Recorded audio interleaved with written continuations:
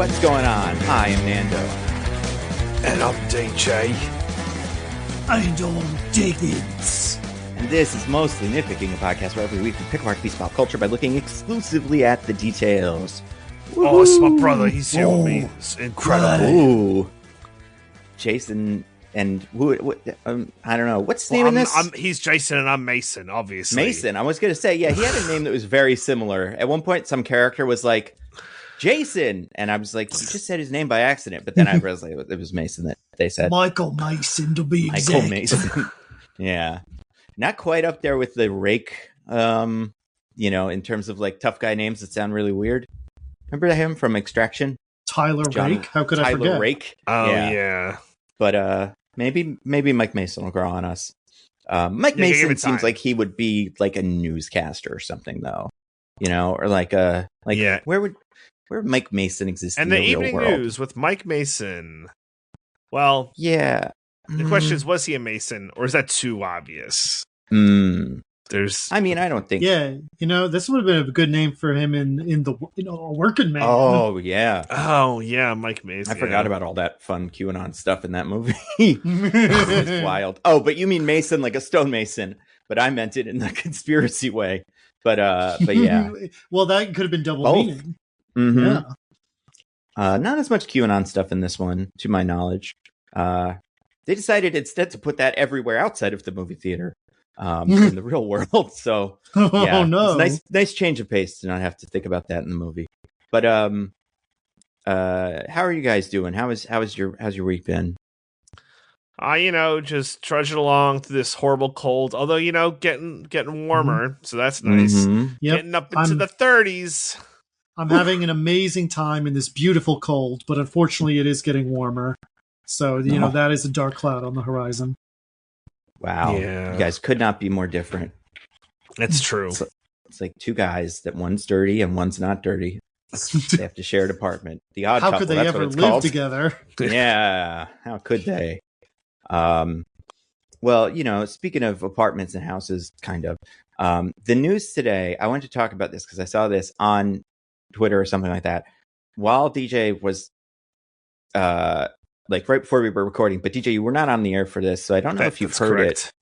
it. It's the first link in it's the link in our chat that's a Twitter post. Yes. Did you click that? Have you seen? I did. Yes. Yeah, so apparently the Haunted Mansion is doing weddings now. Do other rides do weddings at Disney, or is this the first one that's ever done it? I'm not familiar with the rides doing it. It's tough because the reason it works for Haunted Mansion is, and I assume that's what this is, Haunted Mansion has a whole like facade exterior that is like a part of the ride you never actually go to. It's like the ride is housed inside of that, but it's just to kind of give the aesthetic. Mm-hmm. And this is Disneyland, and it's bigger in Disneyland. So I could see how this is like a utilization of space they would otherwise wouldn't use. Like you couldn't do this with Pirates of the Caribbean. You couldn't do it with Tiana's Bayou Adventure. I think we could do it with Pirates of the Caribbean if we were really, really brave. I think we could. All your people would get in a boat. Like everybody that's invited would get their own little boat, and then they'd just go through the wedding, and you change all the music to like, Chapel Roan or whatever, and have the pirates sing that. That would be fun. I would watch that. Yeah, I mean, with this is like, Michelle and I are obviously already married, but like, would we have taken out a $70,000 loan at 20% to make this happen? I think it might have been a conversation. Wait, but then is that how much it costs? Do we know the price on this? And then, because that seems reasonable, but I'm just curious. I have no idea what the price is. And only one of us here has been married, so I don't know what a reasonable price for a wedding venue is. And only one of us here has been to Disney World recently, because I don't know what the reasonable price for doing anything in Disney World is. I hear it's quite expensive. I wonder if I'm lowballing with like $70,000. Like, I don't know. I wouldn't be surprised if it's like at least 100,000 for like what, 4 people or something. Like, how do your guests all have to buy their own tickets? If that is a reasonable price for a wedding venue, then it's definitely higher. Yes. Oh, I mean, $100,000 is an insane price for a wedding venue. that's not like amazing. But like I feel like a regular wedding, I don't think you're usually your average wedding is spending that much money. Yeah, I mean, because there's just the venue is a price, and then everything else is like a price on top of that, right? So like, you know, I don't have frames of references because we paid in pre-COVID dollars. Everything blew up after COVID. You know, it's probably different in New Jersey versus, you know, Kentucky or Iowa or Texas, or I'm just gonna name all the states. Yeah. Now. Well, Alaska, Hawaii. The dollar is the same in the entire country. Now, how much you can buy with it might change, but it's the same dollar. There's no way that they're charging the same for weddings in just, you know, town with 30 people, you know, as they are in the most densely populated state. It's also a thing too, like the Northeast has this like weddings are just more expensive. Like New Jersey, New York, Connecticut, Rhode Island, you know, just they're more expensive up here. And I guess probably you go like California is probably very expensive weddings, but probably a lot in like Montana probably has very affordable weddings. You know, shout out to any one of our listeners in Montana, but I'm willing to bet I think so. All right, so I looked at so this is the wedding website. The average wedding venue cost is $12,200 in the United States. That today, right. That seems low. Well, okay. New Jersey is the state with the most expensive average wedding venue cost at $27,000. There, yep. Wyoming is the state with the least expensive average wedding venue cost at $3,700. I was close with Montana, right? Because the downside is Montana, for sure. The downside is you have to have your wedding in Wyoming. So that's true. You can't enjoy a nice New Jersey, you know, whatever it is we have. Bruce. There are some beautiful. I'm on the Disney Fairy Tale Weddings pricing. Okay. And like, okay, let's hear it. Let's say you go to have it at Epcot. Planning you and Michelle's second wedding. Yeah. Let's say you have it in the Italian Plaza in Epcot. That starts at $7,500. Now, I'm sure it gets more expensive from there. I'm assuming there's like a per head cost that goes on top of that. Yeah. Because like... Oh my God. You could have your wedding in Pandora under like the tree. The tree? It's only $10,000. Oh my God, that's together. A steal. Yeah. That would be fun. We all got to get married. Everyone, have your marriages on Pandora. Yeah. Under the light of Awa. Under Awa, yeah. Yeah, you could go to that animatronic in the riverboat ride and it can bless the wedding with its big moving hands. It'd be sick. So I figured it out. I figured it out. Okay, so first of all, the most expensive one is you could do Magic Kingdom in front of the castle after hours, so after the park closes. Oh wow, $40,000. So that's just for the venue. Then you got to pay for the food, which is $255 a person. You got to pay for the decor, and so I see now where it all like gets like really expensive. But for Haunted Mansion, $70,000, like maybe that is about where it is. I mean, it's interesting because like the Haunted Mansion, like you're saying, it's as big, and especially the Disneyland one, I believe, is the one that's like the New Orleans theme, right? It kind of looks like a House in the Bayou. So like that, I feel like is just a place you could go. Yeah, you know, like you could also rent that in real life, but unless you get to like go into the ride and like dress up all the guides in the ride in like little tuxedos and bride outfits and stuff. Although one of them is already bride. We were talking about that before. So she should come out. But like, I feel like if you don't get to enjoy, what'd you say? And kill the groom. And kill the groom. Exactly. Yeah. And marry him and kill his wife and then kill him.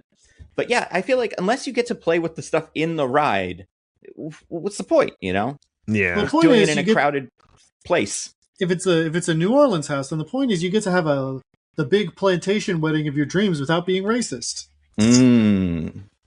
It's true. There's probably some racism in the Haunted Mansion. I haven't seen it. Yeah. I haven't ridden it in a while, but I feel like it's so old. Probably, and you know, something. I'm not trying to defend Disney here. Probably less than a literal slave plantation. For sure. And it's probably not next to Song of the South anymore. It's next to, like you were saying, the Tiana one. Tiana's they redid that.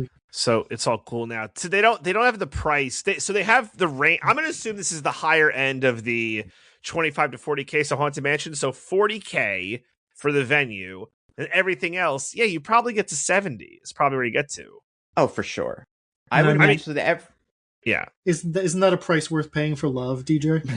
I mean, like a love that's eternal, like ghosts. That's a tough one. Like, listen, it would have been a discussion. Like, if this was an option, it would have been a discussion. I have no doubt. Well, how about this then? Let's say you get to pick any ride in Disney World or something to have your wedding in, and you can do whatever you want with it. Where would your ideal wedding venue be in any of the Disney parks? Oh my God. Oh, this is such a tough question. Right. I mean, and we already said Avatar, so you can't say that one again, because that is a really funny answer. He's so good. I know, that's like a really good one. I wish Mr. Toad's Wild Ride would be cool, because you die and go to hell at the end of that ride. So going to the other end for like, oh, happy wedding. It's like, what if we all died at the end? Like that's pretty cool. Well, spoilers, DJ, we do all die at the end. That's true. That's true. But if we go to hell, that's an open question. If we're ghosts and the Hatbox ghosts, we're living forever, kind of. So this is the alternative. So get married there, so then you don't have to ever die. Be blessed by the spell of the Haunted Mansion. Also, what I cannot remember this in the canon of the Haunted Mansion ride. Yes. What gives it its magic? Why is it magical? Is it just the plot of land it's built on? Was it cursed? Are you talking about the movie or the ride? Because the ride, kind of. I don't think there's lore for why that is how it is. There's also, it's not like you don't know where the Haunted Mansion is. It's like, welcome to Scottsdale, Arizona, location of the Haunted Mansion, right?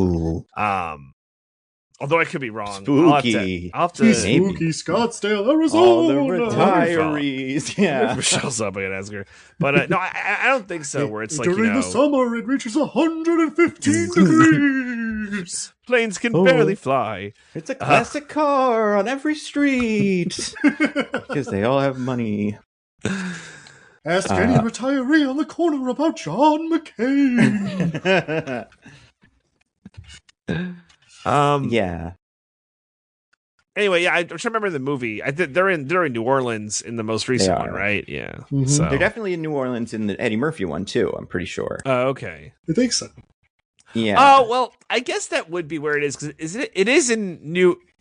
Oh God, is it in New Orleans land in Disney land? Yeah, because it's in Frontierland in Disney World, just because they have like nowhere else to put it. It's on like the border of Frontierland and Adventureland. It's in New Orleans land in the Disneyland. In Disneyland, I believe. Okay. So I guess that's where it is then. Yeah, even in the canon of the ride. So it could probably be. It's probably voodoo or something. You know, that classic New Orleans kind of magical stuff. Yeah. What about you, Diggins? Where would you want to get married in Disney World? I'll even say, and Universal can also count if you want to do Universal as well. Yeah, don't get locked in. If you say Harry Potter, it has to be to a woman. There's one gender, and she can't be excited. Can't be a trans woman. Nope, absolutely not. Absolutely not. No. If Universal's allowed, then I'm going to get married at the Waterworld stunt show. Keep bringing this up. We talked about this. Yeah, it's very exciting. Mm-hmm. Have you watched it, DJ? No, I guess I need to. You should check out a video. It looks like fun. Yeah. I've seen it in person. It's pretty cool. Yeah. Would you dress like it's a normal wedding, or would you dress like you're going to get water all over you? Like, I would probably dress in a Mad Max style fashion, which isn't quite the Waterworld aesthetic, but I think fits the whole post-apocalyptic thing. Yeah, it's close enough. I feel like that. I'm sure that's the vibe. That would be pretty cool. Oh, and then the other question for DJ: would the guests have to dress up for the Mr. Toad one where they go to hell and die? Would they have to dress up? Would you do like furries and like they'd all have to pick an animal that they are? No, I just think. That's an interesting one. No, I don't think they would do that. I just think you have to wear like a nice like fancy suit. Right? Doesn't Mr. Toad wear like a cool suit? Yeah, they're like well-dressed little animals. Yeah, I think you have to dress like, you don't have to be an animal, but you have to be well-dressed. So we're probably going black tie optional, if I'm being honest. Ooh. I think for me, I definitely would want to go to, I don't know even where any of these things technically are, but I would want to go to that part of the Avengers campus where they throw the Spider-Man robot into the air and get married as that thing is like cresting. And then if it lands safely, then it's a good omen. And if it dies, like it does sometimes, like eats shit, then we're in trouble. Then maybe we can undo the wedding, post haste. But maybe that could be like your bouquet toss. That's true. Yeah, I could put it in Spider-Man's hand, and he could throw it into the upper atmosphere. That'd be pretty cool. I think my favorite part of Avengers Land when I went, and I think I sent this photo to you, Nando, but I went in like spring of 2023, and they had Kang like on the roof, really far away. I got a picture. I zoomed in, but I got I got a grainy photo of Kang, and it was just so weird that it was right when the Troubles started, right? I can't remember if it was like right after that trip or like it was before. I remember this because, it happened. It came out like right after the Creed movie he was in, which was in March. Okay. But also, I do remember you showing me this. Like, look how far away they're putting him because they haven't figured out what they're doing with this guy yet. Like, I think you sent it to both of us because I also remember this. Yeah. I was just fascinated. I'm like, I can't believe it's Kang. So far away, but he's there. Actually, now there's so many things I would want. I'd want one of the weird walk-around characters that's in that land that's just a person in plain clothes that nobody can recognize, like Elsa Bloodstone or off-duty Shang-Chi to officiate the wedding or something. Oh, that would be awesome. Be pretty cool. I know they're doing, or they used to do, actually, they do this now, a Deadpool and Wolverine show where they I saw this, joke around and stuff. That's an awful way to go, but like to be wedding, have Deadpool wedding. Hey, look, they finally have a place to send all their most annoying staff members who aren't Peter Pan. That's a good point. That's a great point. Is there anywhere in Batu that you would like to be married in? Did you see the re-theming Batu to the old movies now, like the original Star Wars movies? They're going back in time. Nice. Yeah, it no longer takes place in the movies everyone hates. I think it's still its own planet, but like Darth Vader's roaming around now, and like I guess a Luke Skywalker. Or something. They can just make the story different because there is like a story there. I mean, well, guys, it's gonna be. I can't believe of the Disney news we didn't do that we picked this instead of the new CEO who was famously the parks chief who oversaw the Galactic Cruiser. So I'm sure he's gonna do a great job. If we could revive attractions, I want to get married on the Galactic Cruiser. Rent the whole thing out. It would be so much fun. That's actually a good idea. Like, if you had a lot of money, you could have a 3-day thing. Everybody gets a little room, and you play Star Wars, and everybody dresses like Star Wars characters for the weddings and stuff. But also, like, y'all just get to hang out on the cruise, watch the pole in front of the singer. Like, everybody could have so much fun. Instead, it's just strangers. It's so weird that it was strangers, and you would just like kind of be like, hey, you're like also kind of not really part of this technically, but me and you are going to pretend that guy's real. So that, it would be so much more fun with the family. Man, he should bring it back. Well, maybe now that he's CEO, he'll be like, I want to bring this back. We didn't give it a fair chance. Right. I love, by the way, because Chapek was the fail son who was the previous Parks guy. Now they have another Parks guy, so they're just going to keep trying Parks guys until it works. Bob Iger's going to come back in like 3 years and be like, no, I'm here to right the ship. Yeah, it's Iger Parks guy, Iger Parks guy, Iger Parks guy forever until either the parks are destroyed or he dies, one or the other. I do think they took down Rise of the Resistance. Like, I think they're re-theming They're that redoing around. It, yeah. Yeah, so that's how serious they are about this. It's a good ride, really though. Like, I actually like Rise of the Resistance. I think it's a good ride. It's a very cool ride. And, like, it is probably the favorite ride of people when they go to that part of Disney World and they're just, like, looking at, like, the modern rides. Yeah. It might be the best one. Yeah. I know. Some people like the Ratatouille ride. But it's okay. Ratatouille ride's pretty good. That'd actually be a fun place to get married. Yeah, that part of France would be cool. And then like Ratatouille makes your stuff, whatever your food. Yeah. But only if an actual rat made it. Exactly. Yeah. It's a rat. Now that I'm thinking about it, like, I do think Pandora is the best answer to this question. I mean, being able to get married so weird under the tree. You could have everyone like they sell like the ears and like little tails you could wear. So you just can I request a ceremony done entirely in Na'vi? I mean, right? Oh, I was gonna say, I thought you were gonna ask if you can request that the fire woman is your wife in this situation. If you can, I already forgot her name, but her, and I loved her. If I could be marrying Varang, then Varang, I don't care where it's happening. It can be anywhere she wants. You would pick Varang over oh god, Neytiri? No, the whale that Diggins is such a huge Paya Khan. I have a deep bond of respect and friendship with Paya Khan. Our relationship is not romantic, DJ. I'm sorry. That's fair. You would have Paya Khan officiate your wedding. Oh, absolutely. Yeah. That would be nice.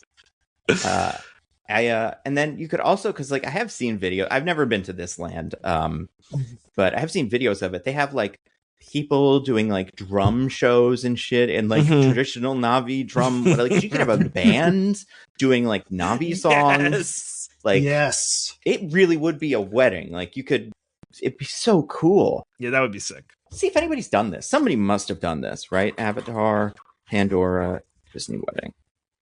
Jenny Nicholson's not married, right? Because she would do it. I mean, and it's like, oh yeah, it looks like a honestly, the wedding pictures I'm seeing are kind of boring compared to they're not all in blue paint. What you want. No, yeah, like, here, I'll put the thing in the chat, but like, I wish it was nobody. Well, okay, there is one that's dressed up at least. That one's kind of fun. But most of them are just like people in regular weddings doing like, doing under the big tree and the big floating island things. And, but it's better than nothing. I mean, I don't know if it's better than nothing. It might be like, do you think it would be cool? Like, do you think if you met James Cameron and you were like, I have a funny story, James Cameron. I got married at Disney World in the Avatar land. He would be like, oh man, this guy's such a loser. Or he would be like, this man understands me. Like, I wish I could do that, but I'm not married now.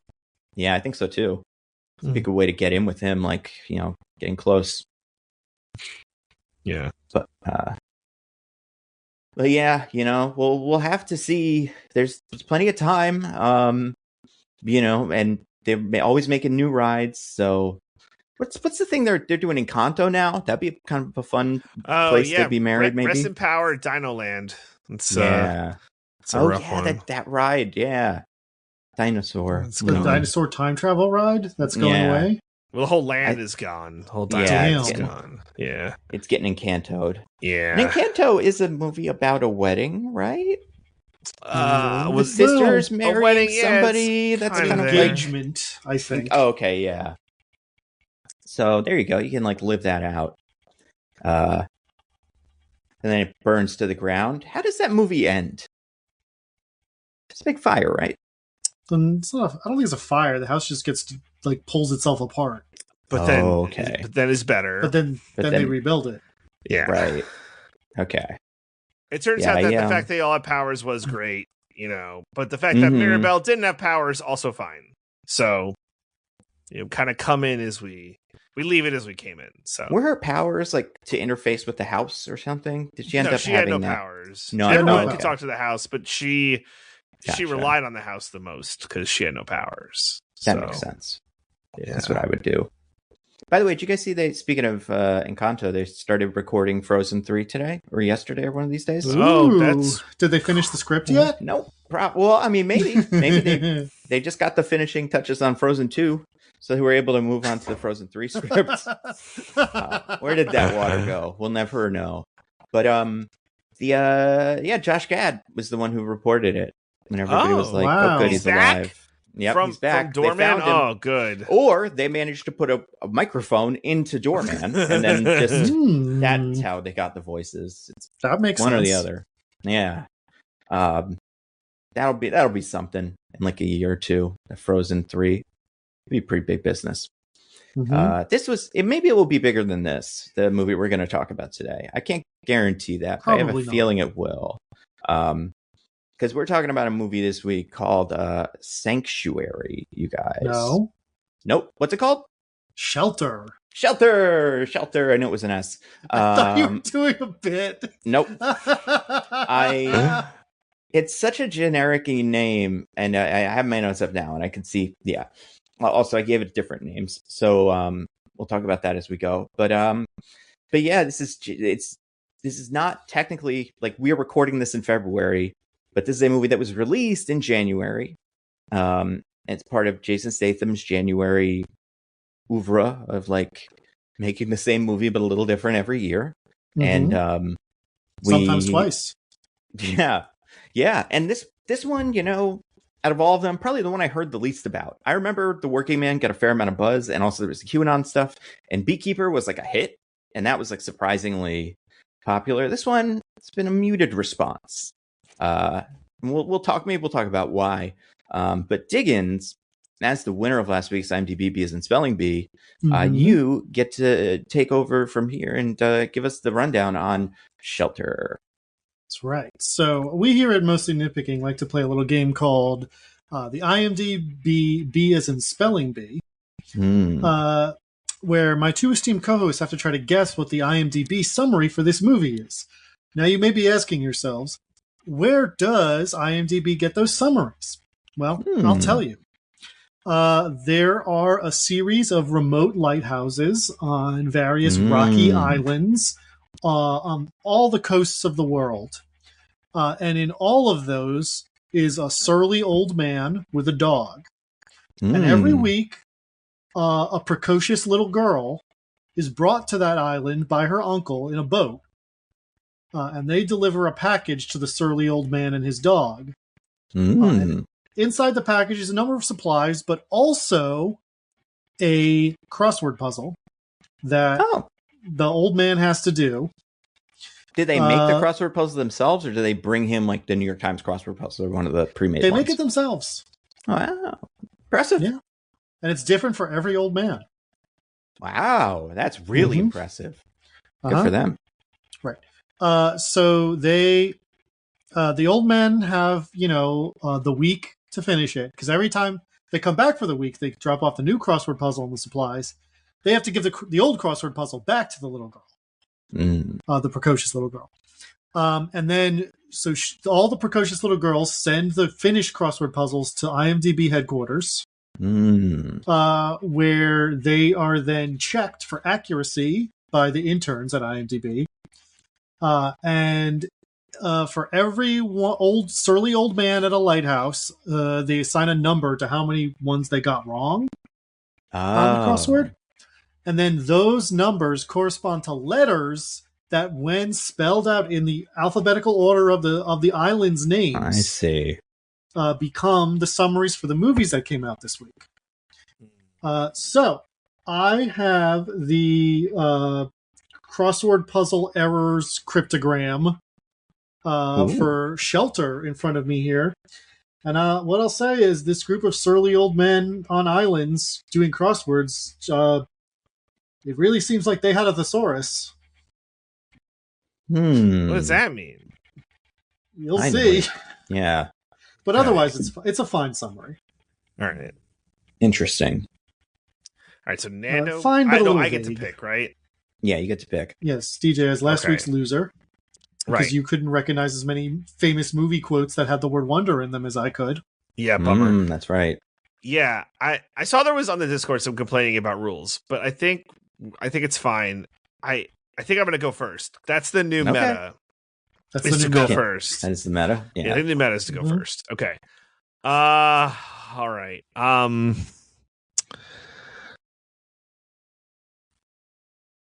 Okay. After Michael Mason, after ex-Special Forces soldier Michael Mason is discovered after hiding away for 10 years, he must work to protect a young girl as they escape from dangerous forces who wish to spell the end for our hero, our protagonist. Kind of fell down at the end there. All right. Okay. All right. I'm going to say, and mine is pretty different from that, a surly, reclusive lighthouse keeper with a secret rescues a little girl, and the two are forced to go on the run after his past comes back to haunt them, and a government agency tries to kill them both. Or at least kill him. Let's say kill him in the IMDb summary. I would think one of you did do better than the other, but neither of you did that good.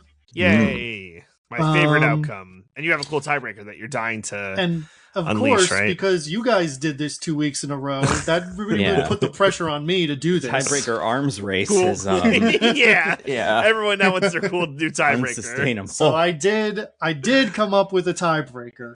Did you use AI? Before that, I am going to say that I'm going to give Nando the edge here. So if the tiebreaker ties, Nando wins because he did have the better summary. Okay, so Nando is beautiful. Edging. Okay, Nando has the edge. The edge master, as they say. Mm-hmm. Yeah, from Money Point. But the actual summary is: a recluse on a remote Scottish island rescues a girl from the sea, unleashing a perilous sequence of events that culminate in an attack on his home, compelling him to face his turbulent history. Okay. Oh, okay. Yeah, that's pretty good. Pretty good about that. Did I say? Wait, what was the first bit of that one? What did they call him? A recluse. You said surly. I said you said a surly old recluse, or I don't think you said reclusive, I think yeah. Like I said, I do give you the edge, even though you didn't have an amazing summary. But okay. So, Nando, actually, you kind of teed me up from the tiebreaker I have here. Because you mentioned the wonderful name of Michael Mason, of our protagonist. Just one of many extremely memorable names that Jason Statham has had in his many movies. Okay. I have before me here a list of names of movie characters. I'm going to read them out in order, and what I want from you guys, and we'll do this on Discord at the same time, is for 1 point, tell me if this is a Jason Statham character or not, because I have put in non-Jason Statham characters in here. Using AI. How dare you? No. They're all real movie characters, but they're not all Jason Statham characters. Are some of them maybe other characters in that movie with a equally ridiculous name?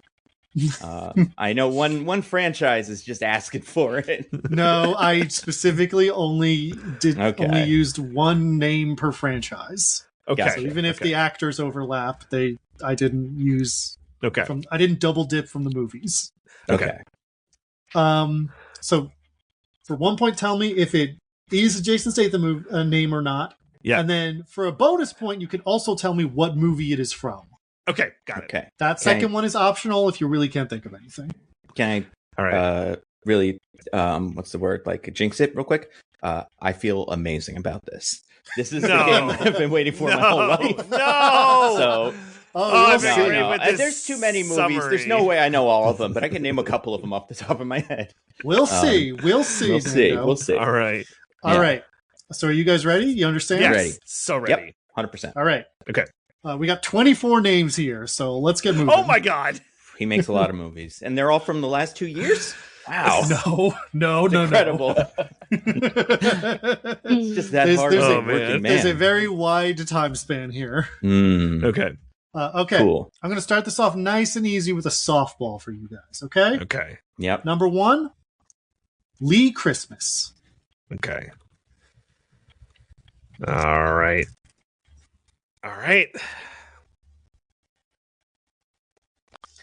Looks like I have an answer from both of you, and you are both correct Yay. Yes, it is Jason Statham. It is his character in The Expendables. There's no way. Yeah. Like I said, starting you off with a softball. Yeah, I thought you were going to throw Barney Ross or whatever in there, and I'd be like, no, that's the other guy from that stupid movie. Everybody has an insane name in those. Okay. Number two. Handsome Rob. Yeah, I know what this is.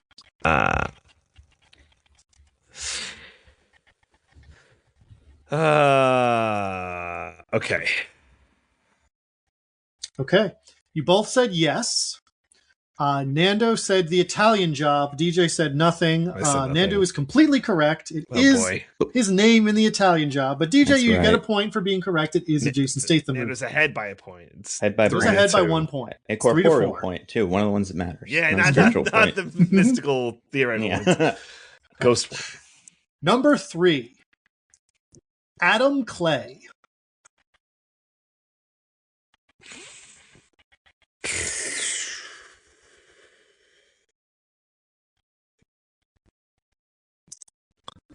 Adam Clay. Interesting. You both said no, not a Jason Statham movie. Did not venture a guess as to what kind of movie it was. Were we supposed to guess? Oh, wait. I forgot. I didn't know we would guess if it was a no. I told you that was optional. Gotcha. You can guess on a no also. I said, they're all real. They're all from real movies. Oh, so you can guess I see. Okay. Mm-hmm. Okay. But it doesn't matter because you guys were both wrong. This is a Jason Statham name. That is his name in The Beekeeper. Fuck. Oh, wow. Oh, man. Something about it. It seemed too American for him. His names, I feel like, are frequently kind of, I don't know. They have an exoticness to them. These are all going to be yeses or something like crazy. All right. Yeah. Very good. Nice. All right. You got us both. Yep. So, number 4 now. Julius Benedict. This is Julius Benedict. Got an answer from DJ. Oh, right. So sorry. I said you don't have to. You both said no. Nando guessed that it was from Snatch. Oh. You are both correct that it is not a Jason Statham movie. Nando, you are wrong about the movie. This is the name of Arnold Schwarzenegger's character from Twins. Oh. Wow. Okay. So now I understand. Right. So these are not other characters in Jason Statham. Okay, yeah. I wasn't sure. They're just characters. Characters from other movies. Just totally other movies. Okay. Yeah. Nice. Mm-hmm. All right. Yeah. All right. Number 5. The score, by the way, 4 for DJ, 5 for Nando so far. Dead heat. Number 5. Jonas Taylor.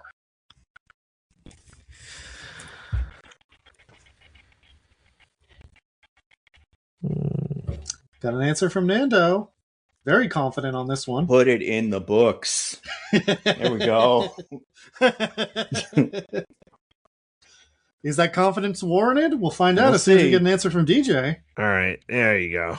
In the spirit of Jason Statham, I have to be extra confident because he's the most confident man ever in these movies. Yeah. All right. You both said yes, which is correct. This is a Jason Statham character. DJ said Working Man. Nando said The Meg. Nando is correct. It is the Meg. Shit. Like Jonah and the Whale. I was like, yeah, that was how they named that character. Brutal hell for DJ, me. you do get a point, but Nando gets 2. Yeah, so by 2. Oof. All right. Mm-hmm. It's heating up. Number 6. Chev Chelios. Computer's not even fast enough for me. Oh, okay. Now it went through. Couldn't get this one. Immediate answer. I should have a key bound to this because of how much I think of this character in this movie. Son of a bitch. It's like not being able to remember Jason Statham movies. I mean, if it is a Jason Statham movie. If it is, you never know. Yeah. Might be something else. I think I got it. Think this is somebody in Toy Story? Okay. You both said yes and Crank, which is correct. This is the name of his character in Crank. Yeah. But that was a... That's one of my favorite names of any character in any movie is Chev Chelios. Very memorable. As soon as I thought of this game, I was like, I have to include Chev Chelios, even though it's obvious. Yeah, it's a good game. Without a doubt. All right, number 7. Moving on to Joey Jones. Joey Jones. The name sounds familiar somehow. It does. It reminds me of something, but I can't put my finger on it. Yeah, I can't think of it. It's not worth thinking about too much. Yeah, probably not. We'll never. It's one of the thoughts where you're like, if I think about this, I'll never get the answer, and it'll just derail everything. So best to leave it alone. Yeah. All right. I got an answer from Nando here on Joey Jones. Don't feel as great about this one, but all right. We have our first separation, I think. Ooh. DJ said no. Nando said yes.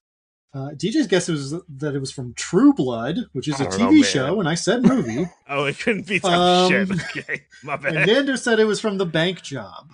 Ooh. You're both wrong about the movie. Okay. But Nando is correct. This is a Jason Statham character from the movie Redemption.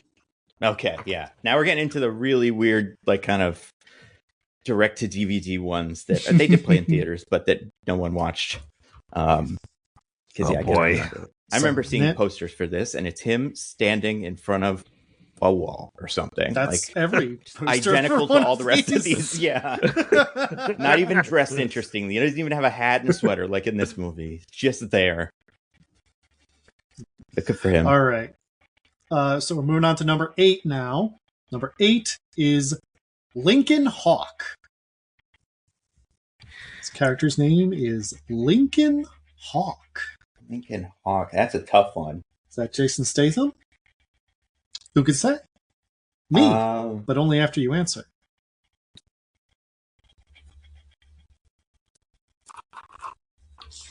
Some hesitation from both sides on this one. This is a toughie. The fuck is that movie called? Okay, got an answer from DJ. You know what? I don't know if he was in this. All right. You both said yes. Okay. DJ did not guess the movie. Nando, you guessed Lock, Stock, and Two Smoking Barrels. Ooh. Yeah. I'm afraid you are both wrong. This is the name of Sylvester Stallone's character in Over the Top. Jesus Christ. Which you may know as the arm wrestling movie. Yeah. It's also sounded too American for me. Like the Britishest movie. I will say Lock, Stock, and Two Smoking Barrels is not on this list, so I don't feel bad telling you that his character's name in that movie is Bacon. Oh, okay. Nice. Okay. And he is in that movie, Nando, yes. Okay, yeah. Him and Guy Ritchie have like a pretty, or at least used to have a really good, like, kind of, he was in pretty much everything he made. Now I don't think so as much. He should have been in that Aladdin movie Guy Ritchie made. Should have been the genie. Get a wrapped. Wait. Would have been cool. Did Guy Ritchie make the Aladdin movie? I think so. I think he's going to make the Hercules movie too. Damn. Yeah. All right. Well, I'll tell you what he's not making. The movie of this next character. You can take that as a little hint. Not made by Guy Ritchie. Okay. The character name here is Jack Slater. Got Jack Slater.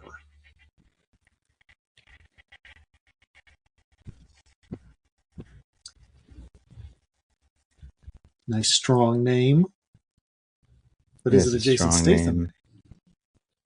Got an answer from DJ. Oof. Let's try this one again. Might eventually work. Always my thoughts. DJ said no, and that it was from Hackers. Nando said yes, and that it was from The Bank Job. Nando is incorrect. DJ, you were correct that it is not Jason Statham. You were wrong about the movie. Jack Slater is Arnold Schwarzenegger's character in Last Action Hero. Oh, Jesus Christ. Is it too late to change one of them to like one of the guys from True Blood? And then like, this is actually the TV movie they made that ended the series, and I did want to count that. So yeah. All right. Very well, good. we still got a few more to go, Nando, and also you're still winning by 2. You're up 8-10. Is it by 2 or 1? Wow. Okay, it's 2. Okay, it's 2. I cut it. Okay. All right. So now we got number 10. Levincade. Levincade.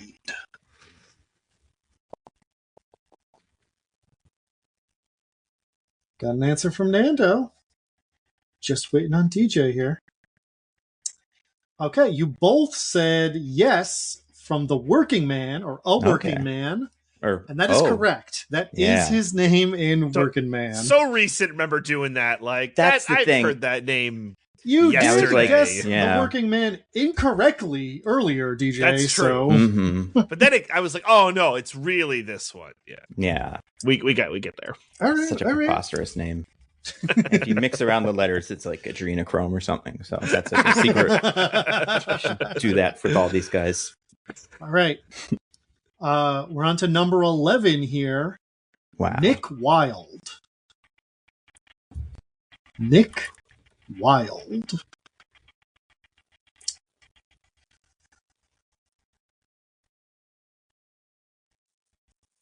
We got an answer from DJ. DJ, very quick on this one. Thank you. All right. Oh.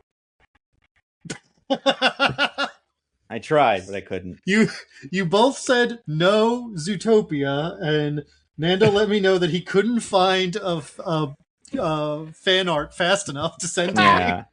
I thought it would be farther up in this chat, but it's not. So I was like, whatever. All right. Well, you've both fallen into my devious trap. Nick Wilde is the name of Jason Statham's character in the movie Wild Card.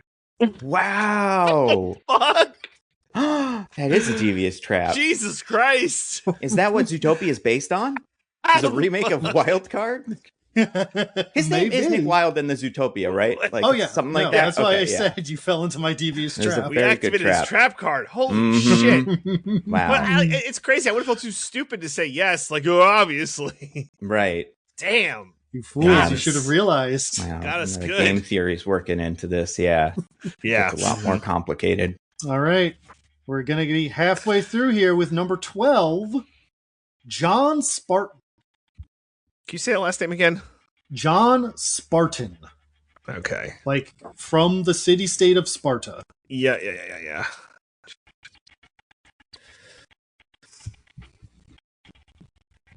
I had to overemphasize the movies, T because right? of my New Jersey accent. Yeah. I was saying, these are all movies? These are all movies. Okay. John Sparta. I have taken nothing from a TV show or a play or anything else. Everything is from a movie.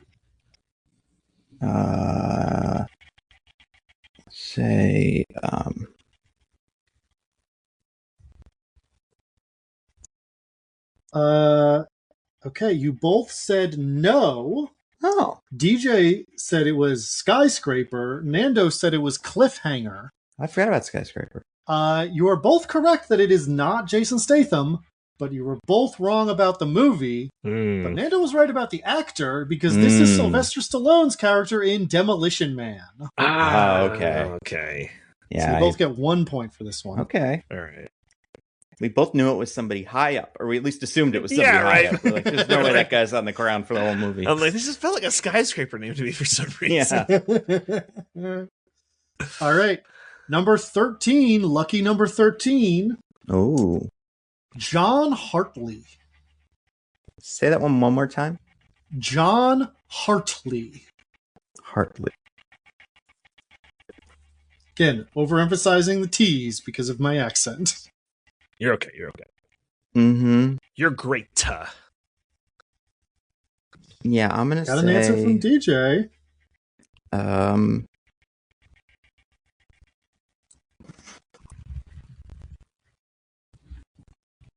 It's going to work eventually. Well, God. Nando, I'm laughing because not only did you do it, but DJ stole your idea. You both said yes, the bank job. Nice. God damn it. And you're both wrong. Ah. I've never seen the bank job, by the way. I'm This pretty is, sure he's in in it, fact- but I'm not positive. Yes. This is, in fact, the name of the Rock's character from Red Notice. Oh, Oh, okay. fuck. That it did seem familiar. I should have known. We were Yeah. gonna rock movie eventually. I just had the wrong rock movie and the wrong guess. Oh God. No such thing as the wrong rock Mhm. movie, DJ. They're Which all the just right proves how memorable Red Notice was for all of us. ones. Yeah. When Uh, are they All making right, all right. the second one of that? I still They haven't keep seen saying- it. Never seen Red Notice. Oh, you never tried it? Oh, wow. Because Just you and me, Nando. Disruptor is born around Right. Red Excuse you. Sorry, Disruptor. you mean Disruptor. Disruptor? Yeah. Disruptor. Whoops. Nando, in the Yeah. edit, make sure you go back and replace that with Disruptor. I'll just make it really loud instead. So it's like even people not listening to the podcast will be able to hear it from across the room. And they'll be like, I guess that's DJ's kid's name. That'll work perfectly. Oh, in what if my I put notes. DJ's kids' names here? Oh, that would be Ooh, great. there we go. I mean, didn't listen, do that. but- to be fair, I feel like I could see a like something Chapman, you know, like yeah, Oh, as like a Jason Statham character. Yeah, Yeah. like I could see it. Cornelius Chapman or something. That would Yeah. work. Because Chapman's Alright. got that English to it, so like it's very Mhm. believable. And yeah. it has man at the end, which is manly. Yeah. He likes those. All right, let's move on to number 14, though. We got to keep this going. We got Okay. Yep. 11 Ooh, more great. to go. Wow. Arthur Bishop. Is Jason Statham ever been named Arthur Bishop?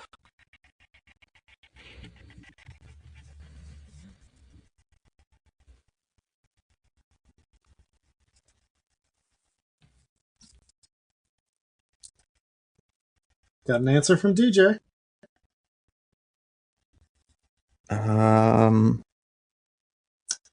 Clock's ticking for Nando. I know. This is, yeah, you know what? Remember, if you can't think of a movie, you can always just say yes or no. The classic Yeah. yes or no. It doesn't cost anything to say the bank job. That's is true. which you did. Yeah. Nando said yes, the bank Christ. job. I'm gonna copy DJ it just so said it's easier yes. next time. You're both correct that it is a Jason Statham movie. Nando, you are wrong about which one. It is Damn. from The Mechanic. I was thinking about damn it. Mechanic, but I've never seen that one either. Honestly, I wasn't sure if that was a Jason Statham movie or a rock movie or something. So I was like, yeah, but That's a good one. that is a good one. All right, so moving on to number 15, Howard Langston. Talking about Howard Langston.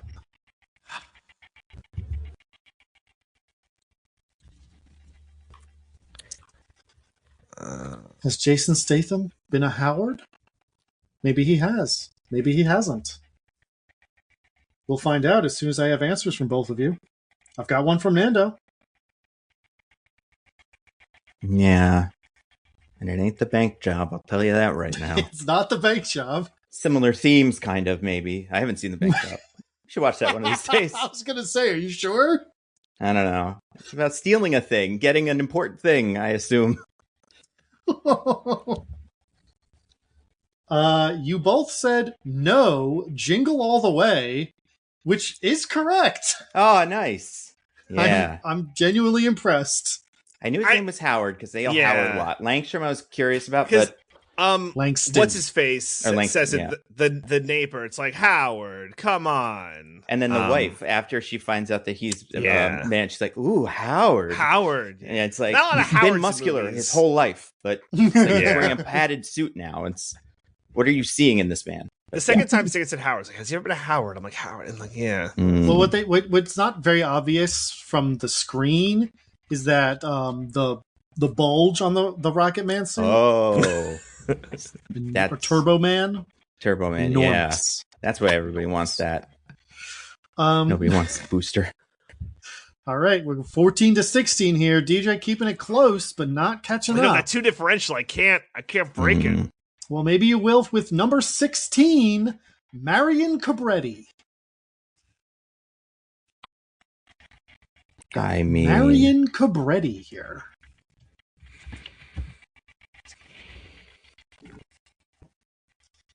Has that ever graced Jason Statham on a call sheet? Who can say? I mean, That's the very nature of the game, isn't it? Marion Cobretti. Marion Cobretti.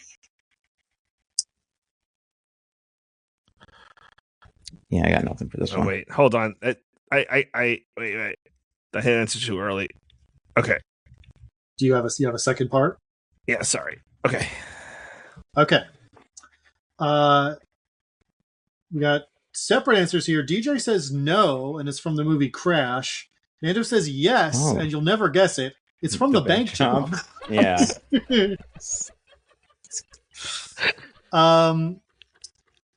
Nando, I'm afraid you are incorrect. DJ, you are right that it's not Jason Statham. You're wrong about the movie. Guys, the clue is in the name.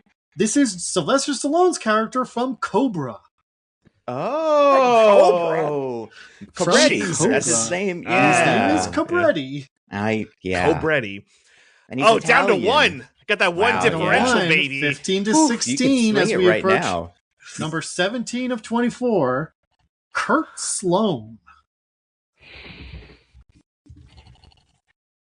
Has Jason Statham ever been Kurt Sloan? Now, I'll tell you this for free, Nando. It's not a name from the bank job. Wow, you can answer for free. Delete. I'm giving it to you too, DJ. I'll do this one then, because I don't. Yeah, I'll say this one. Okay, got an answer from Nando. All right. Got an answer from DJ. Yeah. You both say yes. Okay. Nando guesses it's from the movie Snatch. I'm afraid you are both incorrect. This is the name of Jean-Claude Van Damme's character in Kickboxer. Oh, okay. Oh, man. That sounds like a Statham character. Yeah. It's a little too, like lower class for him, I feel like. He's got fancy names, as we've seen. That's fair. But maybe that was the part of the, maybe that was before he became Jason Statham. That's why I gave him an early one. But interesting. But it wasn't. It was Jean-Claude Van Damme. So that brings us to number 18, Frank Wolf. Frank Wolf. If it helps you, Wolf has 2 Fs. It does help me. It doesn't help me at all. I didn't think it would. It helps. I mean, it helps a little bit because, yeah. Or wait, let's say.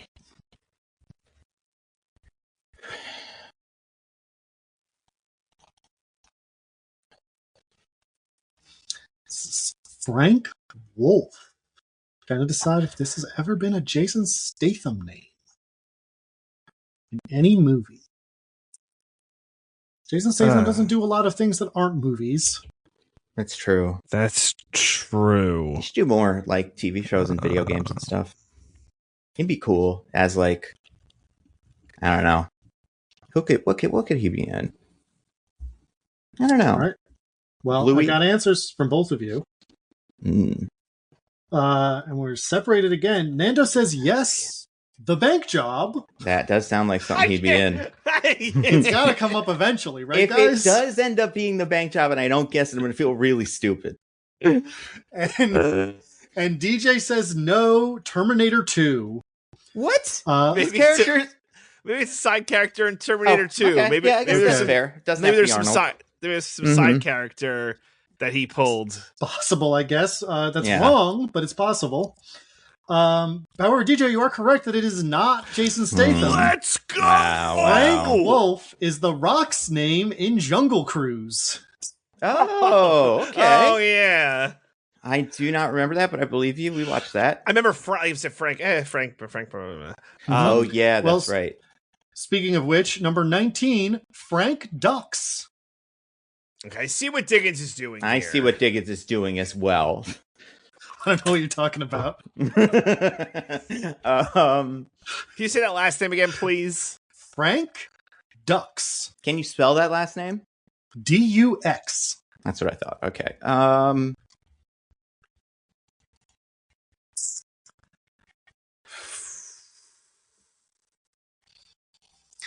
He hasn't been Frank Wolf, but has he been Frank Dux? I mean, you're going to have to guess if you don't know. I am going to have to guess. It's hard. And I wonder what Nando's guess will be. Not to fully give away that I'm going to go with a no here, but like if it's a yes, I'm like, okay, here's what I got. 10, 20 Jason Statham movies in my head. If it's a no, I have to think through every movie that kind of would fit into this from every actor. That's why it's a open-ended thing. You don't have to guess the movie because it can be quite open. Well, we're tied now, so it's huge. Like, every fucking point matters. Yeah, now, Nando does have the edge on ties because he had the better summary. I know, and I'm nervous because we're getting to it. We already did Kickboxer, right? Yeah. Yes, that was Kurt Sloan. What's the other movie he's in that's kind of like that? Yeah, I don't remember. Let's say... No, I have an answer from DJ. Waiting on Nando. All right, you both said no. Okay. Nando said Roadhouse, and DJ said Time Cop. Those are, I'm afraid, both incorrect. Damn. Frank Dux, well, both incorrect, the movies. No is correct. Yeah. It is not a Jason Statham name. It is, in fact, the name of Jean-Claude Van Damme in Bloodsport. That's what I was trying to remember. I couldn't remember what Kumite was called. Son of a bitch. I knew it wasn't called Kumite, but I was like, it should have been. It should have been Kumite. I was so close. I knew it was Van Damme. He has so many movies. Mm-hmm. Oh, God. Time Cop was a good guess, DJ. I'll give you that. Time Cop is solid. Especially Ducks, because it feels like it could be... Right. Like, I guess it's French, but it could also be futury. Yeah, that's what I thought too. Yeah. All right. Number 20, Frank Martin. Has Jason Statham ever been Frank Martin?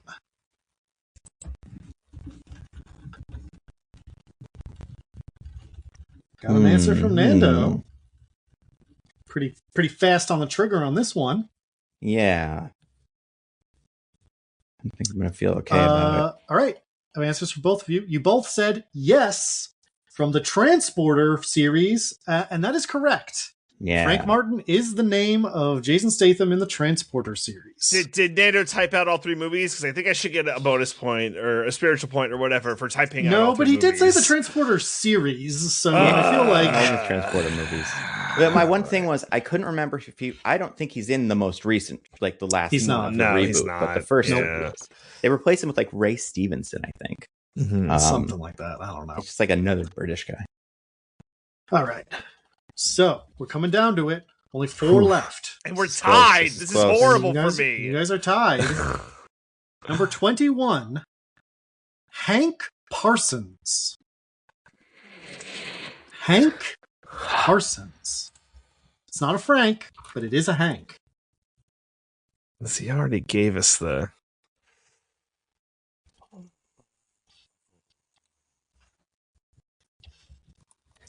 Is Jason Statham Hank Parsons?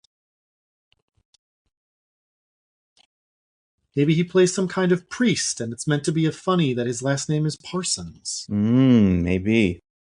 I haven't... I can't remember a time when he was a priest. I do remember in the Expendables movie, I think it's the second one, his intro is him with a bunch of monks, and he's dressed in like a frock, and then he takes the frock off to expose some knives and tosses them into guys and says like knives to meet you. And I was like, that's pretty cool.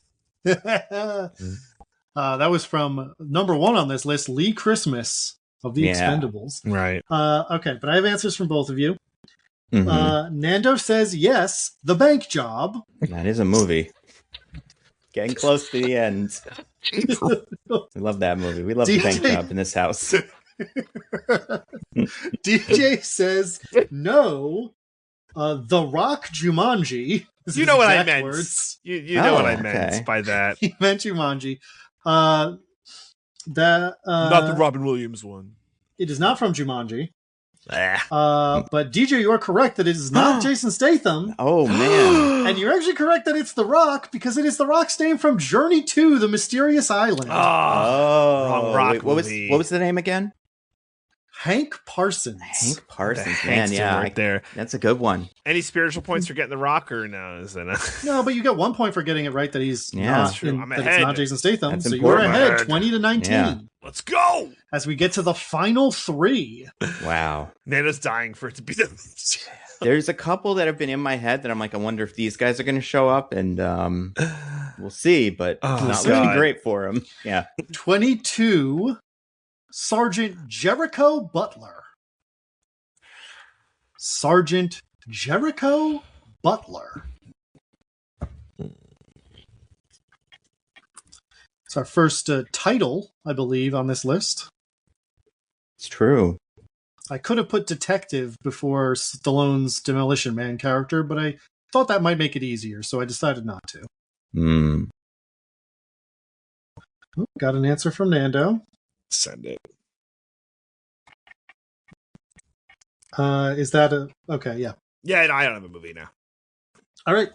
Nando says no, and that it is from the movie Commando.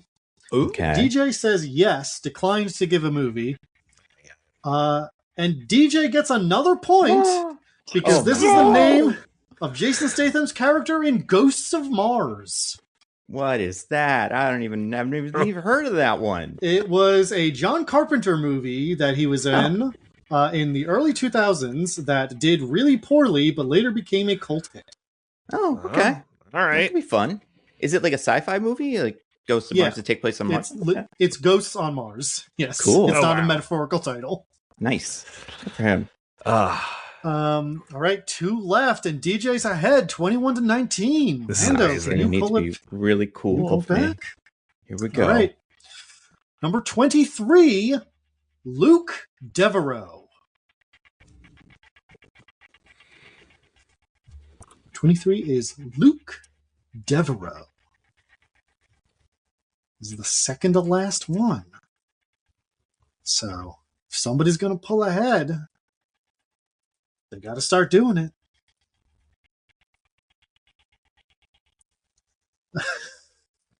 You both said yes. Incredibly, Nando said Operation Fortune Ruse de Guerre, while DJ said The Bank Job. Get the fuck out of here. As much as I wish I could tell you, Nando, no, it is not The Bank Job. In fact, it is not Jason Statham at all. Luke Devereaux is Jean-Claude Van Damme in Universal Soldier. Okay. My God. Yeah, we should I should stop doing French-sounding names for him. I don't know why I let another one through. There's only one more name. Yeah. All right. And also, to be fair, one of the other JCVDs was Kurt Sloan. That's true. But this is the final one, guys. So okay, let's if go. Nando gets it exactly right and DJ gets it exactly wrong, it'll be a tie, but he wins. I'm really going to have to sell whatever reaction I have to this, too. Any other situation, No. DJ wins. Okay. The last name is Orson Fortune. Orson Fortune.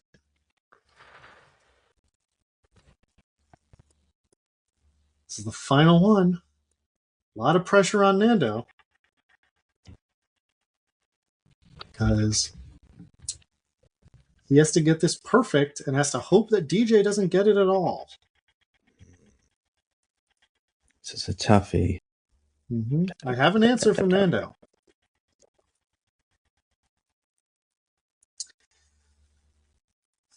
Well, I'm going to take all the air out of the room by saying DJ wins no matter what, because you both said the same thing. Yeah, I shouldn't have said it last round. Nando, you really shot yourself in the foot, because I don't think you would have thought of it otherwise. I know. It's a good point. I wouldn't. I know. Orson Fortune is the name of Jason Statham's character in Operation Fortune Ruse de Guerre. I was waiting for that one to come up, but then it took so long, I was like, maybe that wasn't his name in that, and then it turned out to be his name in that. Okay, so what was his name in The Bank Job? Oh yeah, what was his name in The Bank Job? It's on this list. I have to look it up. Who else wasn't there? We didn't get Shaw. I thought that would be way too easy. Would have been too easy, yeah. I thought you maybe would have tricked us with like his brother or something. He did all those movies. He did all those Franks to, you know. Well, yeah, and then the other Frank I was kind of waiting on was Frankenstein, because he was in the Death Race reboot, I believe. And he played a character named Frankenstein. So I thought that was going to be a trick. And then I can't remember his name in the movie Spy, but he has a very memorable name in Spy. His name in the bank job is Terry Leather, which could have been on this list. Could have been very on this good list. Yeah, that I just didn't happen to pick it. I only picked 12 Jason Statham ones, so that makes sense. Had to make some cuts. Spy, he was named. What year did that movie come out? Like 15, I think, something like that. That sounds right. In the mid. Rick Ford. Yeah, I like that one. Not as exciting, honestly, as I kind of hoped. Oh man, yeah, he's got some good names in these. Ooh, that was a good game, Diggins. Oof. That was a really good game. I enjoyed that. And DJ is only saying that until the because he managed to win. Yeah. Ooh, man. So ready DJ, with Nick Wilde. Wow. Congratulations, as the one who knew the most random action hero names.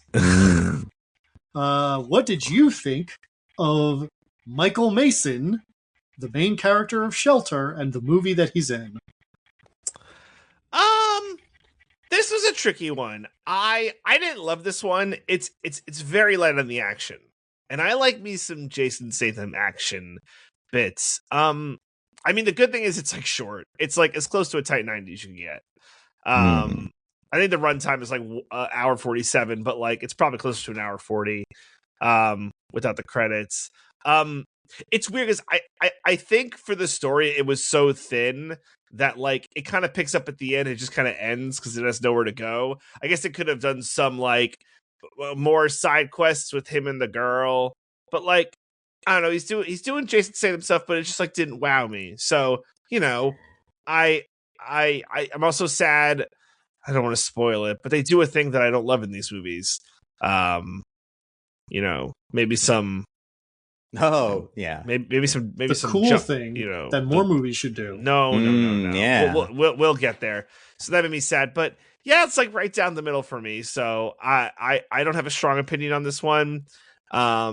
It's, you know, good VOD popcorn flick if you want to see Jason Statham do Jason Statham things, and he'll keep making these. They gotta be more like the Beekeeper. Beekeeper really is like that's more conspiracy, more insane stuff, more like quests. This one was quest light, so I wish there were more quests. So that's all I have to say.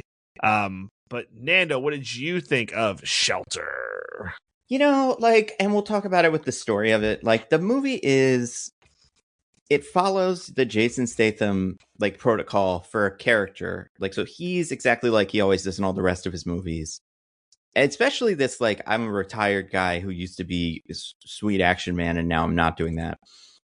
This one, unlike Beekeeper and Working Man, is also, you know, like, the professional or one of those kind of lone wolf and cub stories where he's got to, you know, ferry around a little girl. So the tough part about it is like, does that work? Does that relationship feel interesting enough to, or do they have like chemistry as like actors? And I don't think the girl's bad.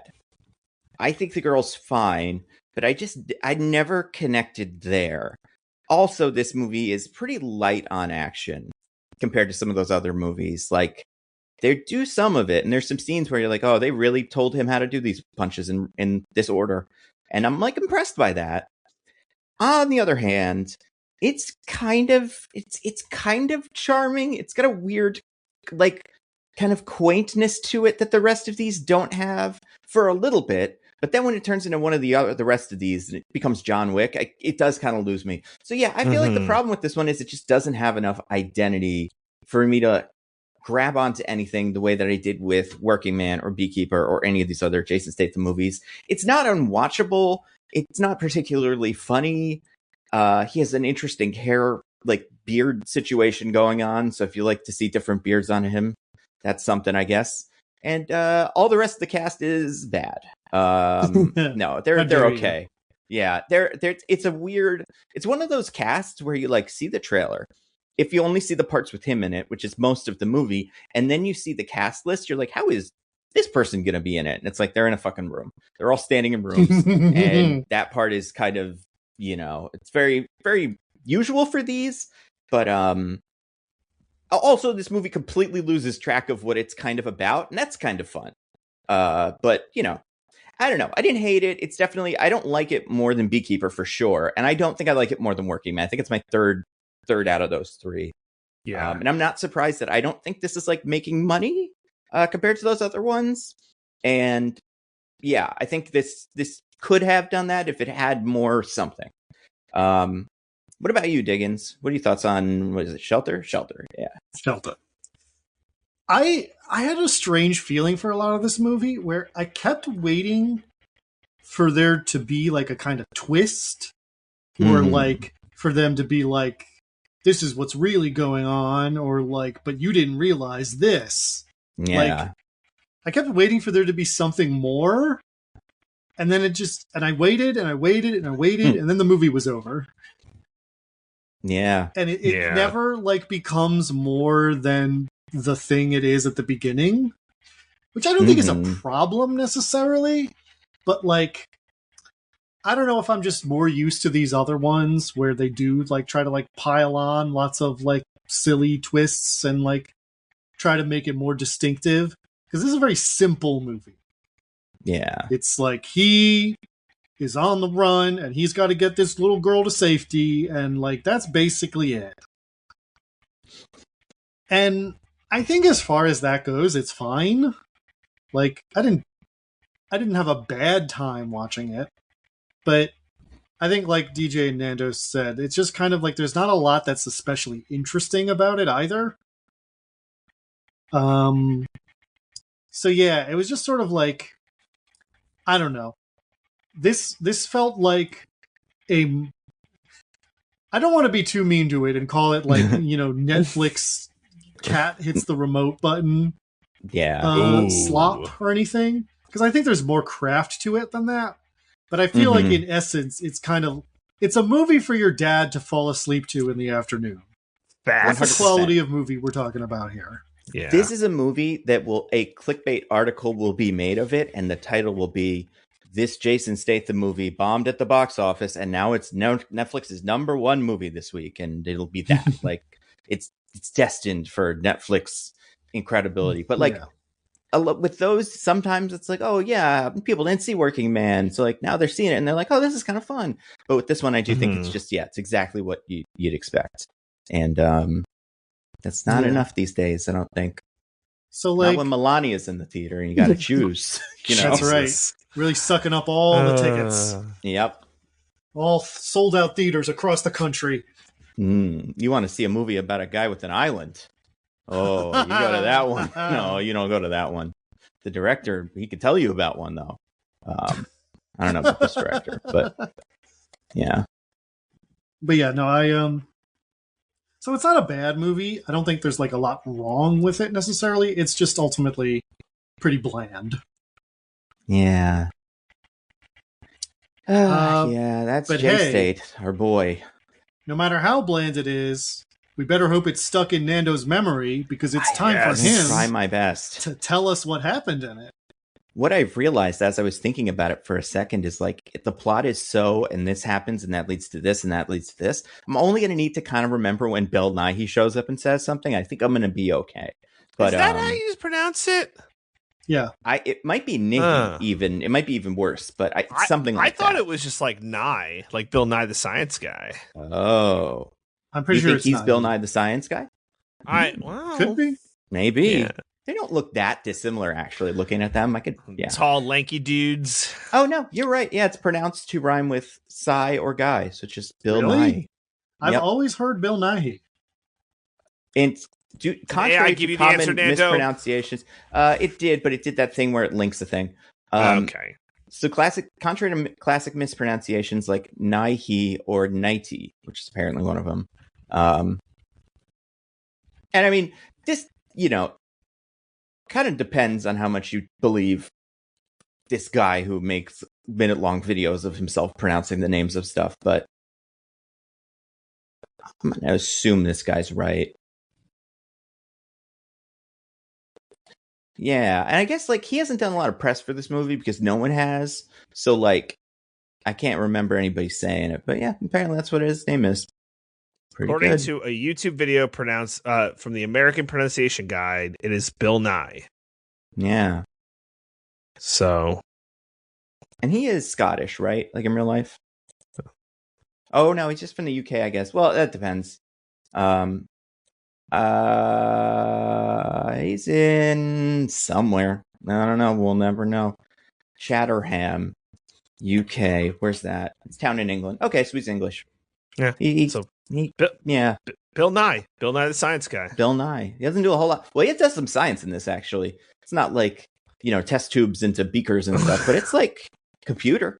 That's scientific. It is computer, yeah. Yeah, he does the machine real good. Computer science. So, yeah, I'm ready to give you guys a 15-minute recap of what's this movie called again? Shelter. Shelter. Shelter. That's right. They do give it to them. And then I have a 15-minute timer here. I wanted to get something a little Statham-y. So this timer is a fuel gauge. So we're going to go from full to empty in 15 minutes. And then that will be when we'll know that the time has gone. So when I hit start, I'm just going to start the summary and we'll see. I think this will work. But I will do my best to summarize Shelter. Okay. 3, 2, 1. Okay. So Jason Statham, like we said, is a man who lives on an island, and he's sad. He wears like cable knit sweaters and shit, and he has a dog. The dog has no name even. And this man lives alone, a life of loneliness. And then there is but you're like, oh, well, how does he eat? Well, he has two people come to give him food every so often. One of them is like a friend of his, and the other one is a little girl, and she's like, a little precocious kid. And like I said, or not like I said, but I don't know. What do you think she is? Like 11 or something? If you had to guess. Yeah. 11, 12. Maybe. Yeah. So she's like that age. So that happens. That's like his routine. Then he, one day, the boat that's taking them to and from this island crashes and sinks. His friend dies. Jason Statham sees the crash and is able to save the girl, like the little girl. He drags her, like not like drags her, but like he saves her and swims her ashore and then kind of nurses her back to health. She lives with him in this little, not rundown. It's a fine looking little shack. But he's very like secretive and stuff. And he like, where's your phone, sir? I'm not going to give you a phone. And like, can I go home? And he's like, you're not going to go home yet or whatever. And you're a little weird. She like plans to kill him. Like she figures out how she would kill him if she had to. But even though she knows this guy and I would assume kind of knows what his deal is, or because that's also what her dad's or uncle's deal is or whatever. But either way, so she, during the crash, injured her foot or her ankle. And he tried to fix it. Didn't really work. And he's like, okay, it's getting infected. I have to help you. So I'm going to go get you supplies that you need from a nearby town. So you stay here. I'll get those things for you. He's very upset about this. Like he doesn't really want to do it. Not like very upset, but like he's been trying to avoid this the whole time. And we find out kind of, not in this exact scene, but like we start seeing, and I don't remember where they show up, clips of like British, court. And there's like an MP, I'm assuming, yelling at Bill Nighy's Member of character. Parliament? I'm going to guess, yeah, that or like just like a local governor or something. But they're like, you, sir, you used to be in charge of MI6. And when you were in charge of MI6, you invented super spy program to spy on everybody. And it says in our Constitution or Magna Carta or whatever, that you can't do that. Yeah. And he's like, well, go fuck yourself. I'm a cool guy. But then his boss is like, I'm going to have to fire you. And also, like, it was cool that we made that big supercomputer that can monitor everything. The computer's name is, I can remember it. Thea. I can remember. Thea, whatever. Yes, Thea. That's right. Yeah, so it's evil, it's super intelligence or whatever. So Jason One of the Statham, Eternals named Thea. Thena, but like Yeah. Thena, the only Thea I can think of is like Oliver Queen's sister in the Arrow like continuity, but I don't know. I mean, it's a name that women have sometimes, but yeah, I would love it if Thena showed up in this. Anyway, she taught him how to fight because he's very good at fighting. So Jason Statham goes to the island or like the small town to buy like medicine and clothes, and he's very careful because he looks at all the little CCTV. It's like, oh, I don't want to get on those because they're going to find me. He almost nails it, except for some dang Gen Zers are streaming a TikTok or whatever, and he accidentally is the moment shows when up I was like, okay, this movie's not in the 80s. Yeah. It's very, it is very, like outside of that. Yeah, it totally could be. So he gets caught on that camera. Thea, the supercomputer thing, flags the guy, and you're like, oh shit, they found him. And then you're like, that's not him though. And it's another guy with like a, completely different kind of name than what you would expect this Jason Statham character. You'd be like, Jason Statham has had some interesting names. If they named him this, I'd be like, wow. I don't remember what it is though. And I should have set this name in there to see if you guys remember. Yeah. Oh. Do you remember what it is? It's like Timur Timenkinov or something. Yeah, it's something real Russian or whatever. So they're like, oh shit, that guy's a big terrorist. We gotta kill him.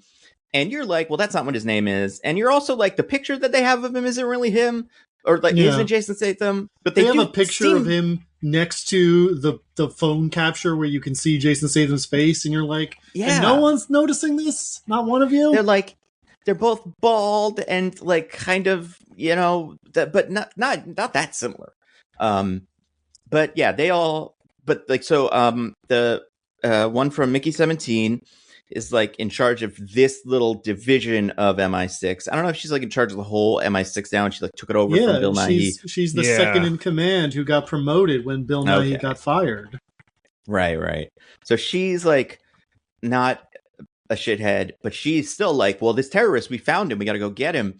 They kind of put together that he probably took a boat and he was on this island and it was secluded and he's probably been hiding out there. So they send this squad of guys, SEAL Team 6 of guys. Jason Statham takes the thing back and like gives the girl the coat, or not coat, the sweater and pants, whatever, and fixes her leg a little bit. And they are like kind of starting to get along. And she's like, oh, this guy draws. He's got a sensitive spirit. And also the dog is a nice dog to me. It's like a German Shepherd maybe, or something like that. Like it's kind of a large German Shepherd dog. sounds right. Yeah. But it is like friendly, and he so like that's like, oh, things are kind of getting good, things are working out. But then this SEAL Team 6 or whatever shows up, and they do it at night, and they try to get him, but he has built a series of traps in case somebody ever did this. They're pretty insane. We'll probably end up talking about them. But he is able to, between the traps and just kind of knowing the terrain and being Jason Statham in one of these movies, kill all those guys before they get the girl, although they almost get the girl, but then he saves her. They do kill his dog, and then it's dead for the whole movie. It's very sad. Then they're now they're like, they can't be on the island, and now they're going to figure out that I'm killing all of their guys. So it's like, I got to go on the run. So first they go to a play, and then this is where the movie starts like kind of, we start going like Bill Nighy and them and Bill Nighy and them. Bill Nighy has to call somebody, a guy whose name I remember vividly because it is Workman. So the working man's working man. He is like, I know. It's Mason versus Workman. I know. That's his weakness, is you could throw another Workman at him and he can get him. But this guy is like a super badass, just like Jason Statham. I don't remember if this is where we just kind of start throwing the word black kite around, but he is a black kite, which we will learn is a super secret strike force of James Bonds and whatever. They'll do all the missions. You won't believe it. And Bill Nighy specifically is mad at Jason Statham because of something Jason Statham didn't do in the past, or did, or whatever. I don't remember how much of it we know, but he's like, yo, the Workman, you gotta kill him. He sends him text messages like, kill him and kill the girl, okay? And he's like, yeah, good to be back, boss. And so Bill Nighy's doing this from like his living room or something secretly. The two, Jason Statham and the girl, end up at a house. There's like a dad and a son there. They kind of at gunpoint make them help him. But then the police show up, and these are the people that Mickey 17 sent over. What is this actor's name? I can never remember. Naomi Ackie. Naomi Ackie, yeah. This is what she sent over. And then also the super spy Workman shows up and starts sniping dudes. So the situation goes crazy. I can't honestly tell if the police are like, he's doing it, or if they're like somebody else is doing it. But either way, it's chaos. The cops are all dying. And the family, the dad dies. But Jason Statham and the girl manage to sneak away. They get in a cop car and drive away from this man who has a very nice fancy Mercedes or whatever the new car is. They have a little kind of low speed, but like high stakes car chase that ends with Jason Statham in his cop car doing a pit maneuver to flip the Mercedes or whatever over. Guy's clearly not dead. Or not clearly, but like Jason Statham doesn't even check, but they just like drive away and they're like, all right, I guess we're good.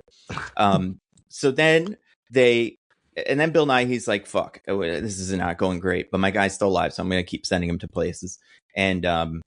And this is where I feel like Naomi Ackie starts going like, something about this just doesn't add up. I don't know what it is. And then she talks to her nerd, who's like a woman in glasses, and she sits in front of Athena and interprets it. And she asks her, like, do a little bit of Googling and see if you can figure out what this guy's deal is. And she does. I remember this happens pretty quickly, too. And she's like, oh, he's not even that guy.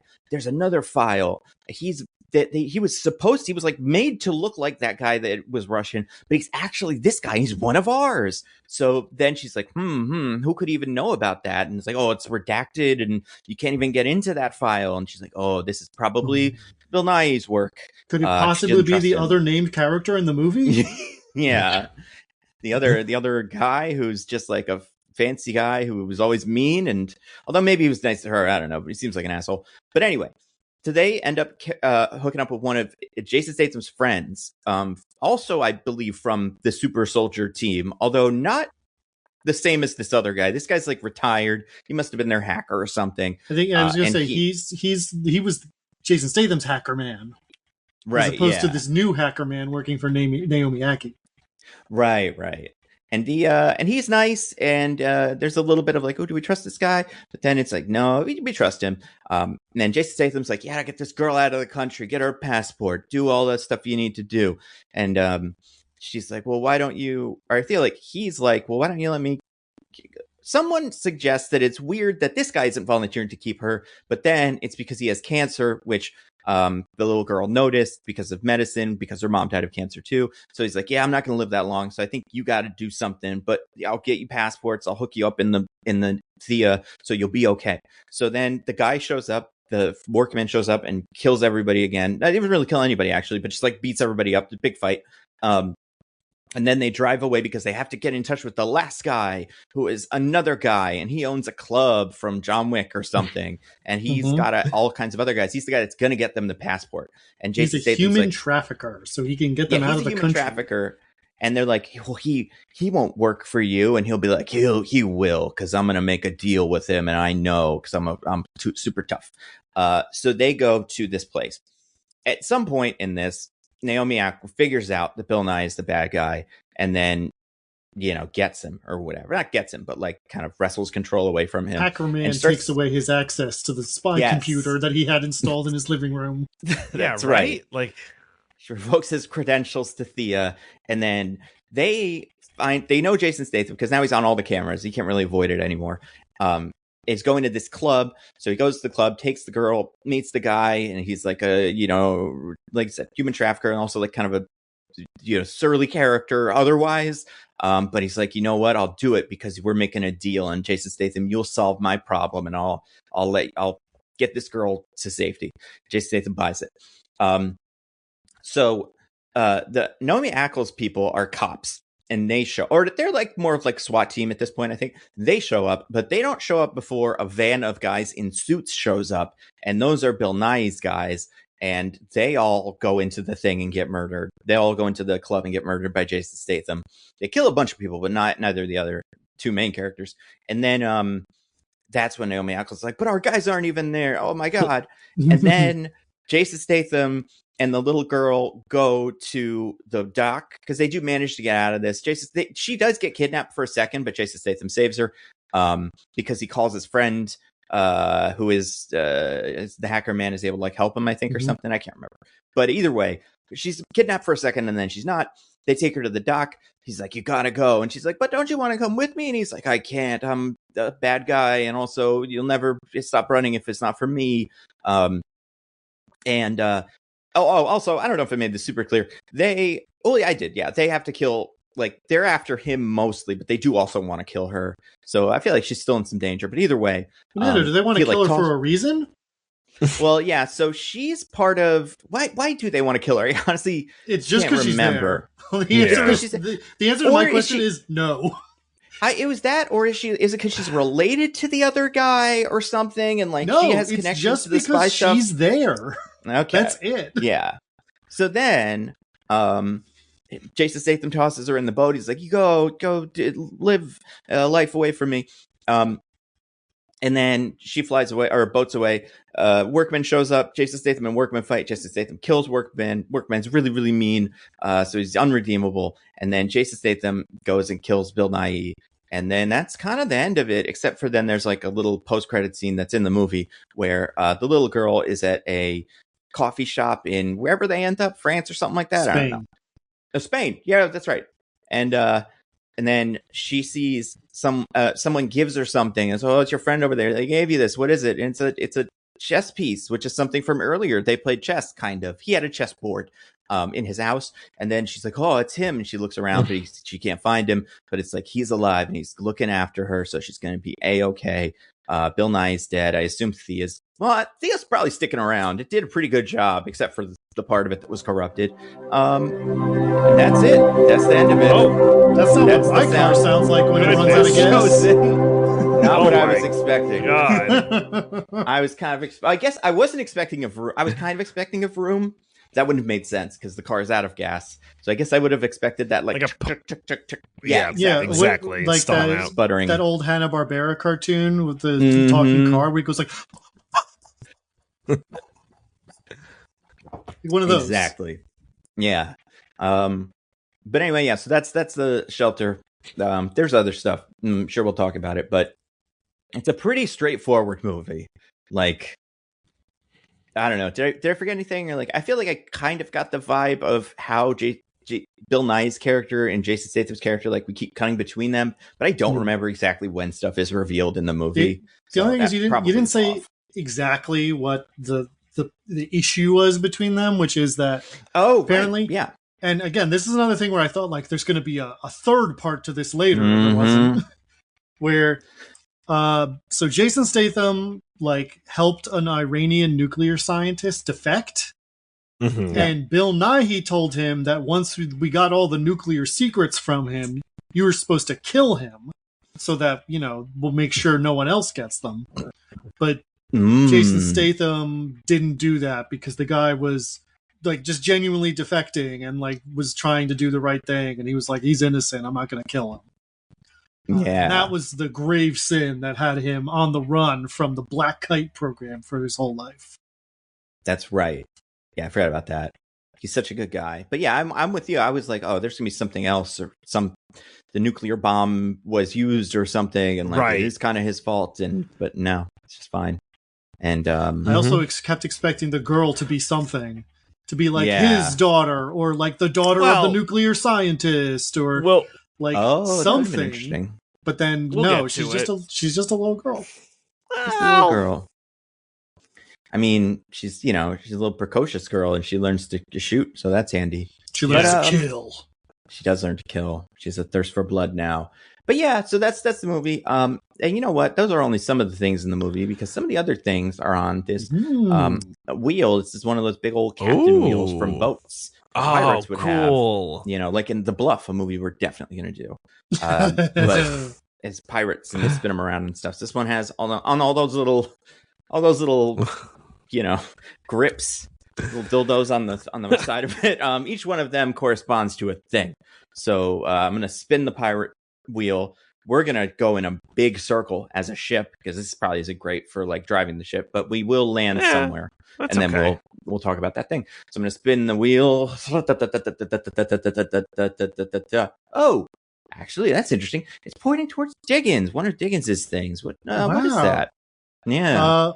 They're pointing towards one of mine that says Jason Statham on his monk shit. Whoa. Okay. What is talk that? about what Jason Statham's up to at the beginning of this movie. Okay. Oh, okay. I want to talk about, so Jason Statham, as we said, is living as a recluse on this little lighthouse island, gets supplies once a week from an uncle, or from an old man and his niece. And that's his only contact with society besides him and his dog.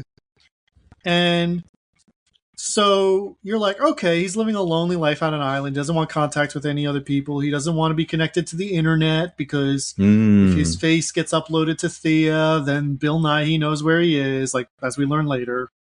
So okay, I get all that. So you might be thinking like, oh, so he like brought a lot of books, got a bunch of DVDs and an old TV, he just like, found a lot of ways to pass the time by himself. Like maybe got like a basketball or something. He can shoot some hoops. Like in the gorge. Like in the gorge. Come with their stuff, and that's like how they're going to hang out. Or at least like one of those like little paddle balls, with the string. You can just do it over and over again. Something to pass the time. No. What Jason Statham does all day, every day, is sit in a chair, drink, stare into space, and sometimes play chess against himself. Yep. That's it. And he's been doing this for what? We said 10 years or something 10 years. Like that? Yeah. Man. Yeah. Like, what's he waiting for? Yeah, it's like, I understand you're like a gruff, serious man who needs to be away from civilization. You're a tough loner on your own.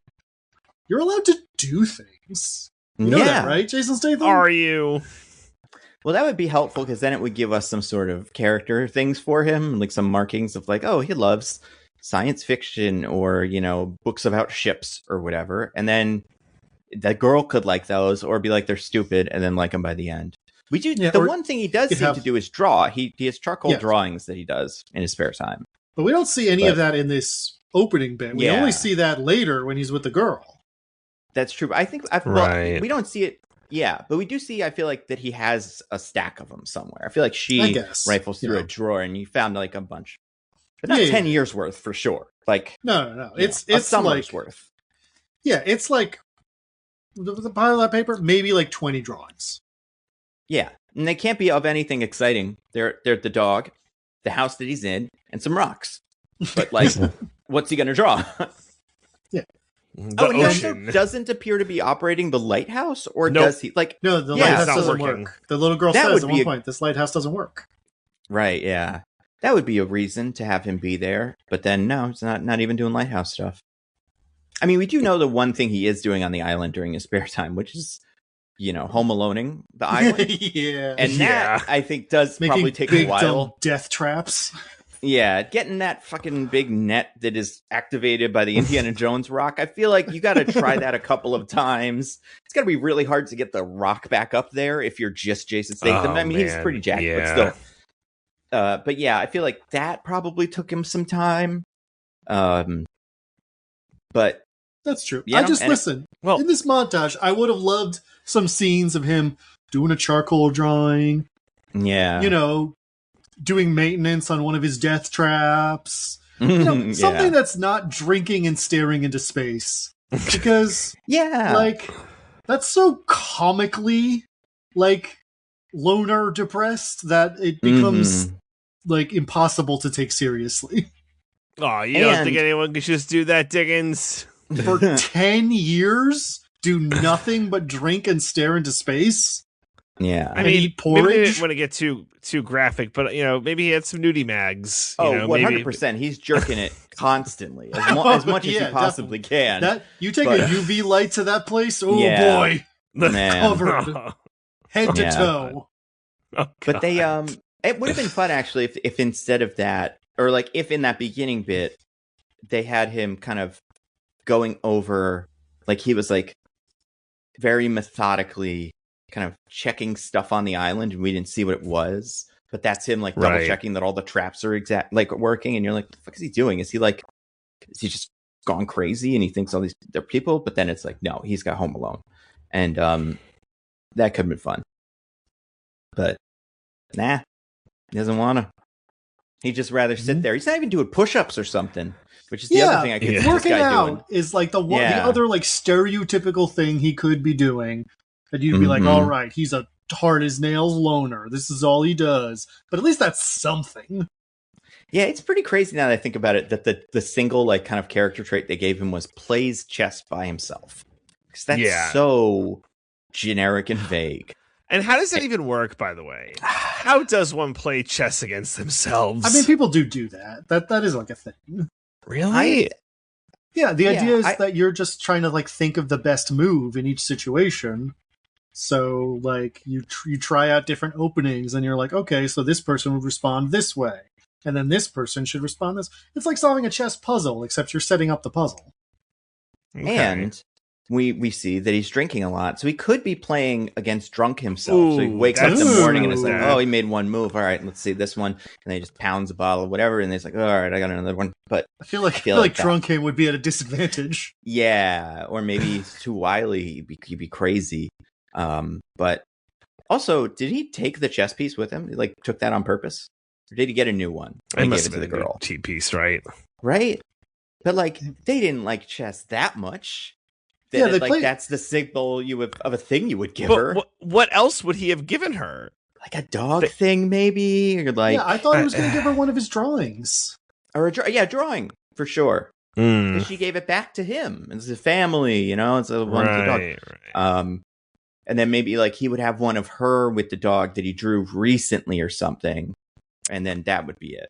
But you guys are much more thoughtful. No, chess piece. Yeah, is this based out of a book or anything, by the way? I never checked. I don't believe so, no. Yeah, I don't think so either. Only because, like, then this is so generic. Like, I feel like A Working Man, you're like, that's a pretty weird title. That's a book. And then, like, it turns out it is. Right. But yeah. Yeah, it's Jason Statham character is quite boring. Unfortunately, yeah.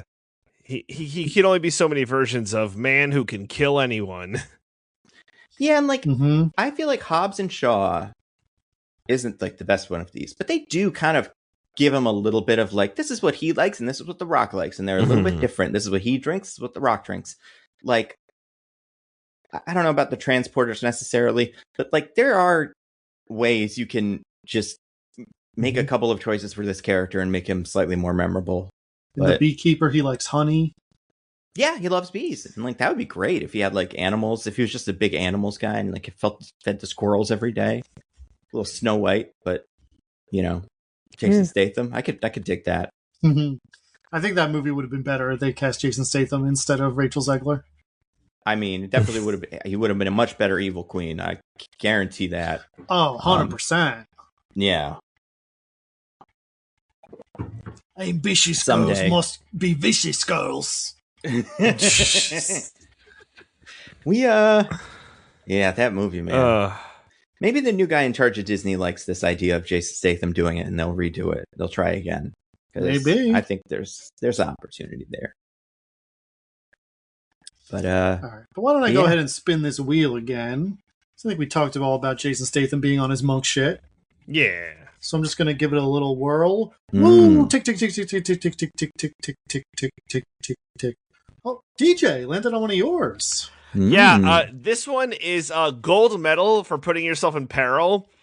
This, I thought for a kicking off event to go on the hero's journey, I felt this quite frustrating. So the girl and her uncle deliver supplies to Jason Statham on whatever cadence they do, just so he can not die on that island.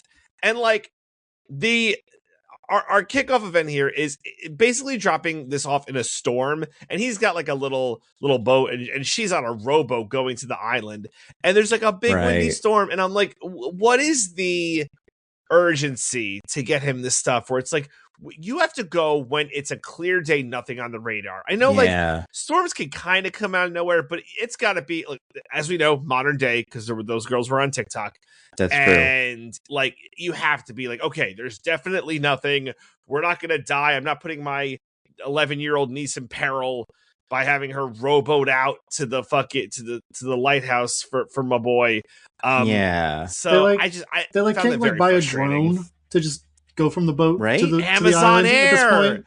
That's what they could have done. But I'm just saying, like obviously, like I said, they don't want internet stuff because they don't want him to be feared.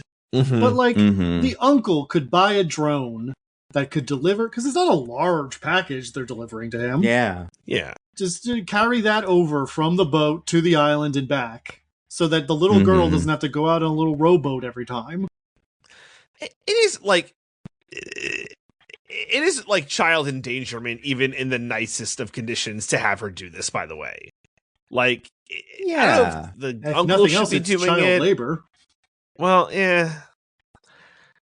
I mean, just like that aside, it's just like this seems all a bit much. And if you're the uncle, you're like, 10 years of this shit. What am I? Why me?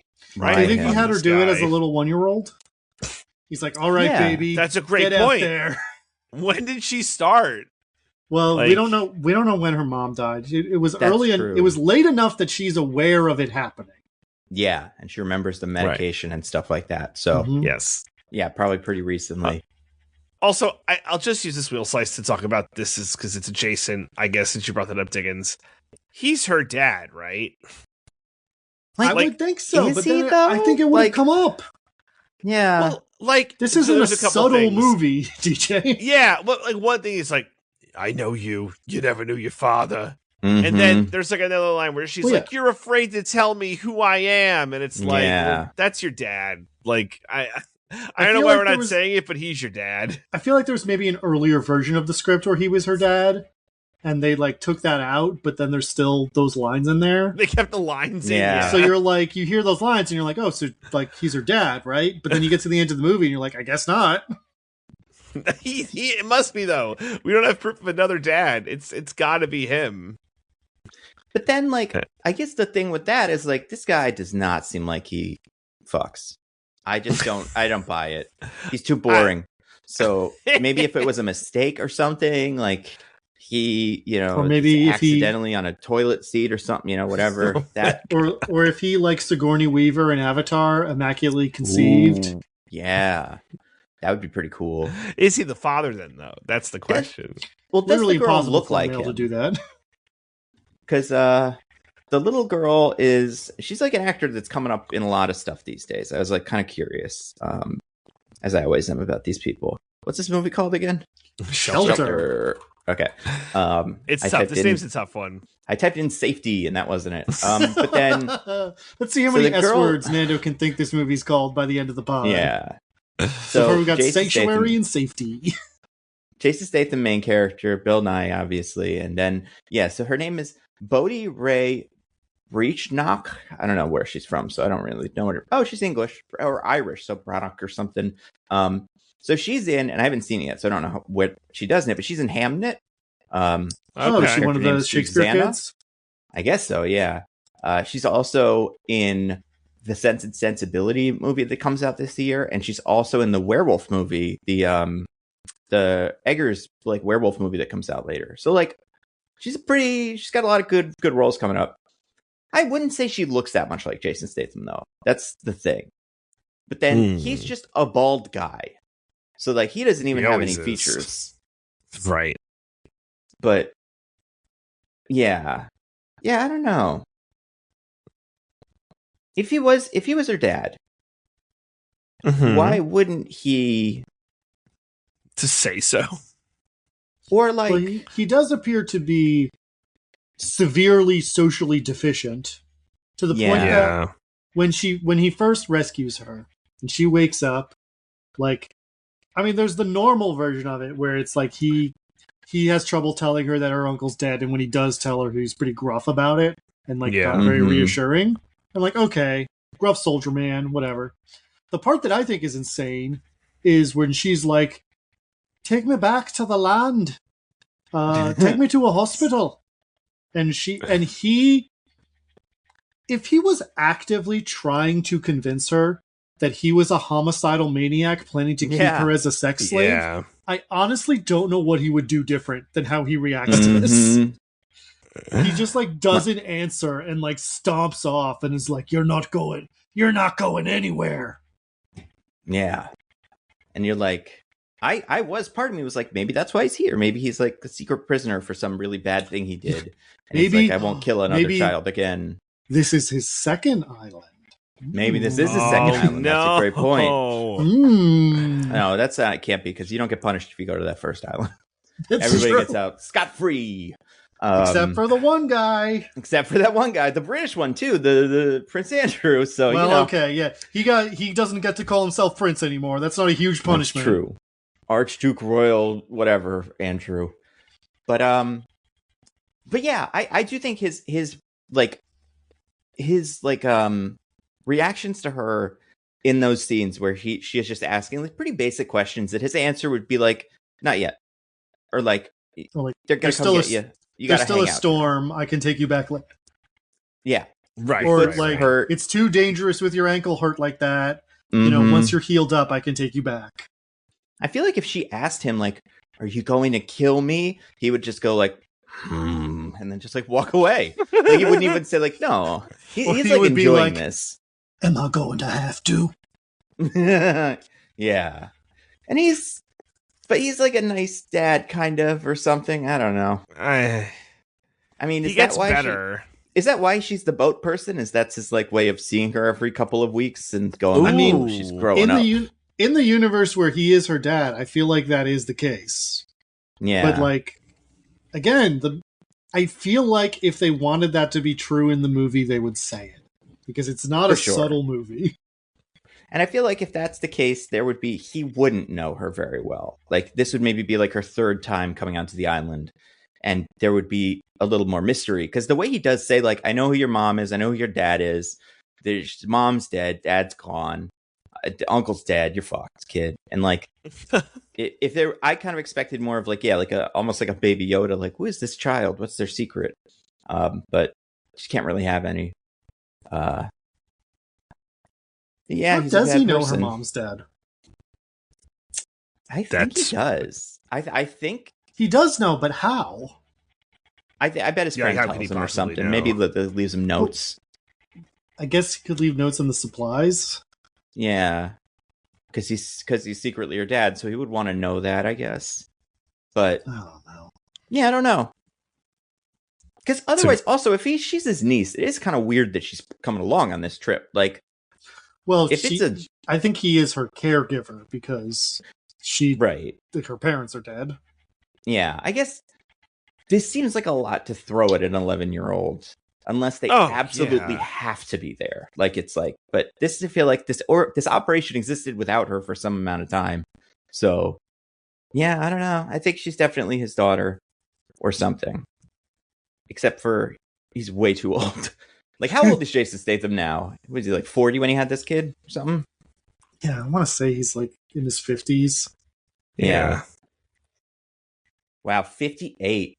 Damn. So I know, he's looking great. So if this girl is 12, like we were saying, yeah, he would have had to have impregnated the mom when he was 46 or 45 years old. That's a lot. That's a big ass. Well, that's half a Pacino.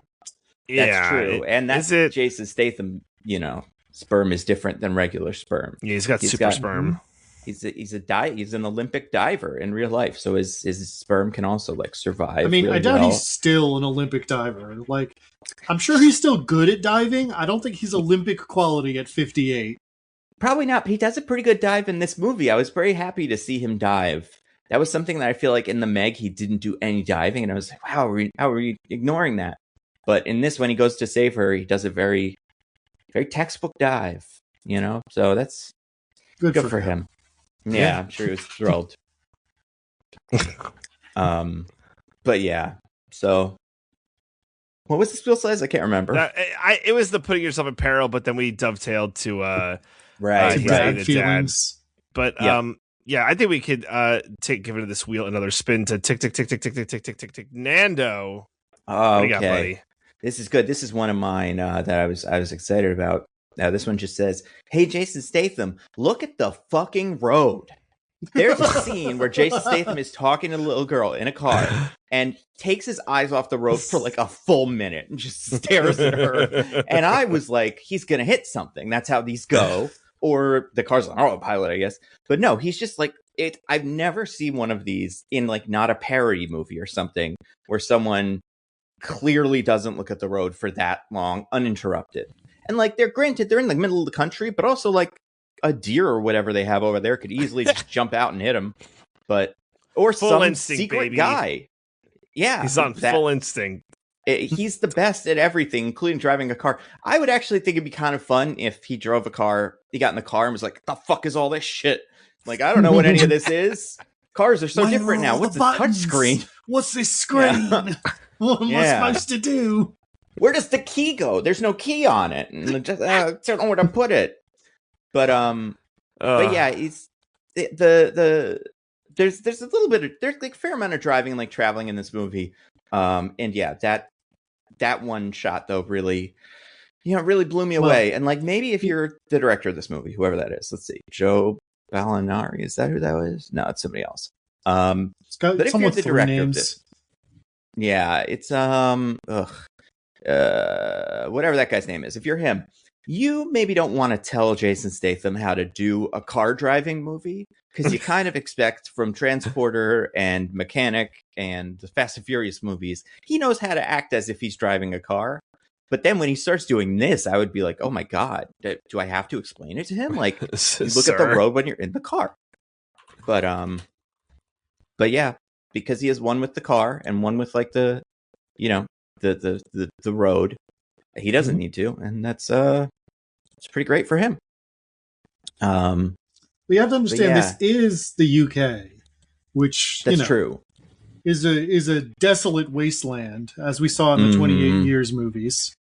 That's a good point. That's filled with nothing but death, decay, and zombies. So, you don't really have to watch the road too much because there's not really anything out there. That makes sense. And also, I feel like I didn't mention this. Oh, I kind of did, I guess.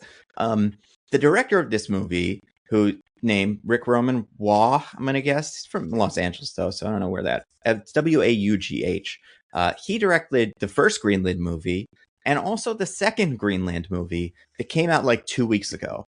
Mm-hmm. So yeah, we mentioned this the other day. I think on the Wonderman pod. Really splitting his time. Do you think his work on Greenland 2 suffered because he was filming this? I mean, or his work on this suffered because of Greenland 2. Which one's the good one? Probably not either. We didn't see Greenland 2, so we can't say. Yeah, one of these days, probably. But yeah, it's weird. This guy is like a stuntman, by the way.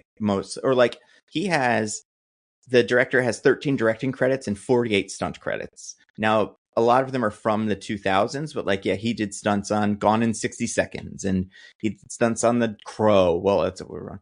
The Double Dragon movie, True Romance, Last Action Hero. So, that makes sense for Greenland. I feel like this movie, though, for an action Jason Statham movie, is pretty light on like scenes of him kicking butt and like fucking shit up.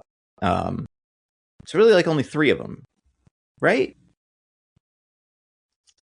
I guess 4. He has like 3 fights with Workman. Yeah. And then there's the fire team, which is the first action scene. Right. Then there's the club. Yeah, so I guess the club. So yeah, I guess 5. But I guess this isn't like John Wick, where it's like constant action and you're like, wow, a stuntman made this movie because this is his dream. It's kind of a little bit of action. And the intermediate parts or the in-between parts are like very nothing. Like there's no big reveals, like background exposition. Like we actually get everything up front. We're like, this is the Thea program. There's a lot of surveillance. It's bad. Like we're given a lot of that up front. There's not more nuggets later. I guess the reveal of him helping the Iranian scientist, but like that's such a nothing. And it's one of those things where, like, we, in a movie like this, because we know him and we know, like, what his characters tend to be, assume whatever he did that got him fired was nice or something, or, like, he did the right thing and that's why he's fucked. So, like, if it was a different actor, maybe you could do it. But even then, I wouldn't really like it. Because then you'd be like, well, the British government wants him. And then Bill Nighy's definitely the bad guy. So it's probably that he's the good guy. So, yeah, I feel like it would need to be a little bit more convoluted for that to be interesting. Yeah.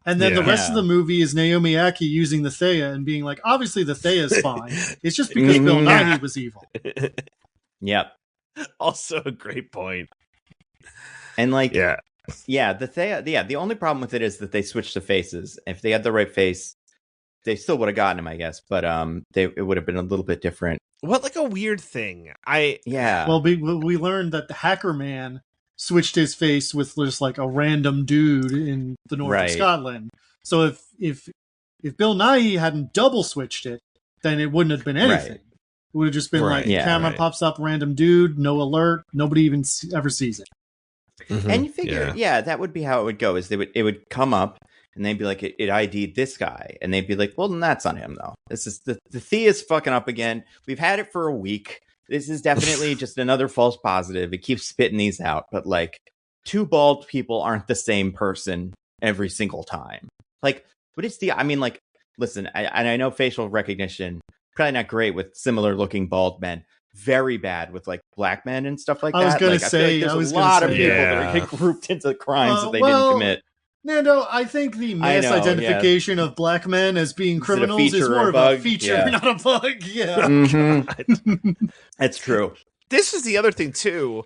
When Mason gets ID'd, they're like, okay, we're gonna like move our satellites or whatever to like figure it out. But like, did we see him track him the whole way from like the TikTok, like all the way to his lighthouse?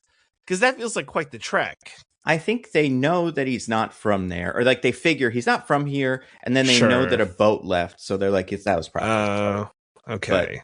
And then they can kind of tell, like, oh, there's an island that's kind of close to there. It's mostly like, putting stuff to some guesses, but why doesn't he buy sunglasses or something? Like, listen, Marvel movies with the cap and hat, it's stupid, but it would have worked in this situation. Like, he doesn't do any of it. Like, or if he did that dumb face paint that makes it so cameras can't recognize you.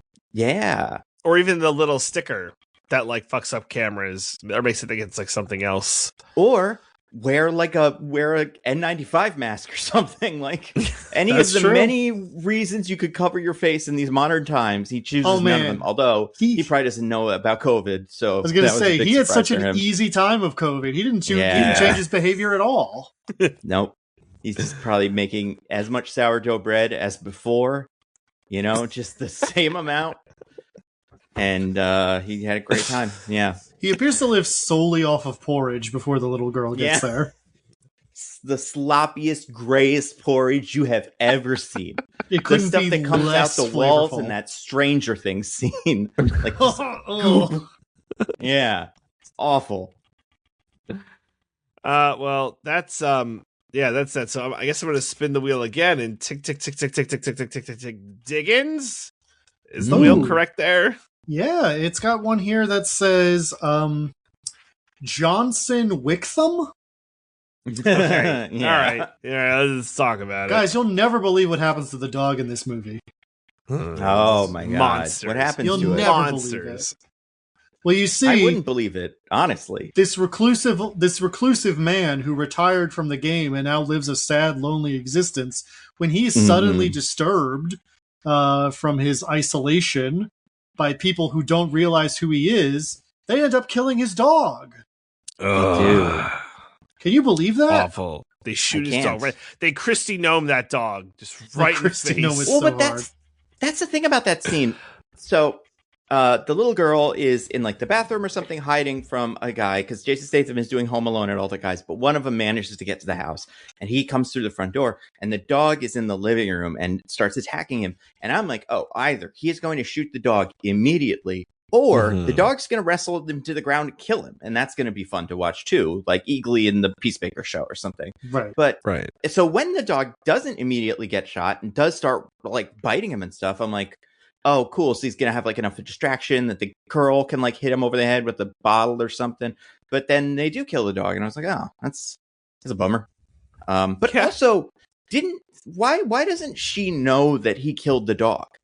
Because Jason Statham has to tell her later that the dog is dead. Right. And she's like, what's the dog's name? She gives it a name. Jack.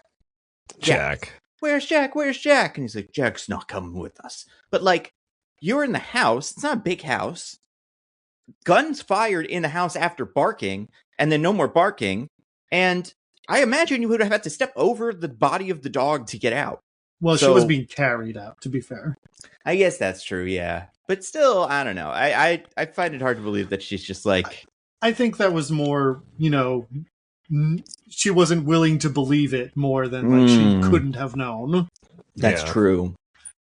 Would have been a different movie if there was a dog the whole time, though. In the club. That's true. It would have been pretty fun. Oh, man. Yeah, more of a road trip kind of thing. Yeah.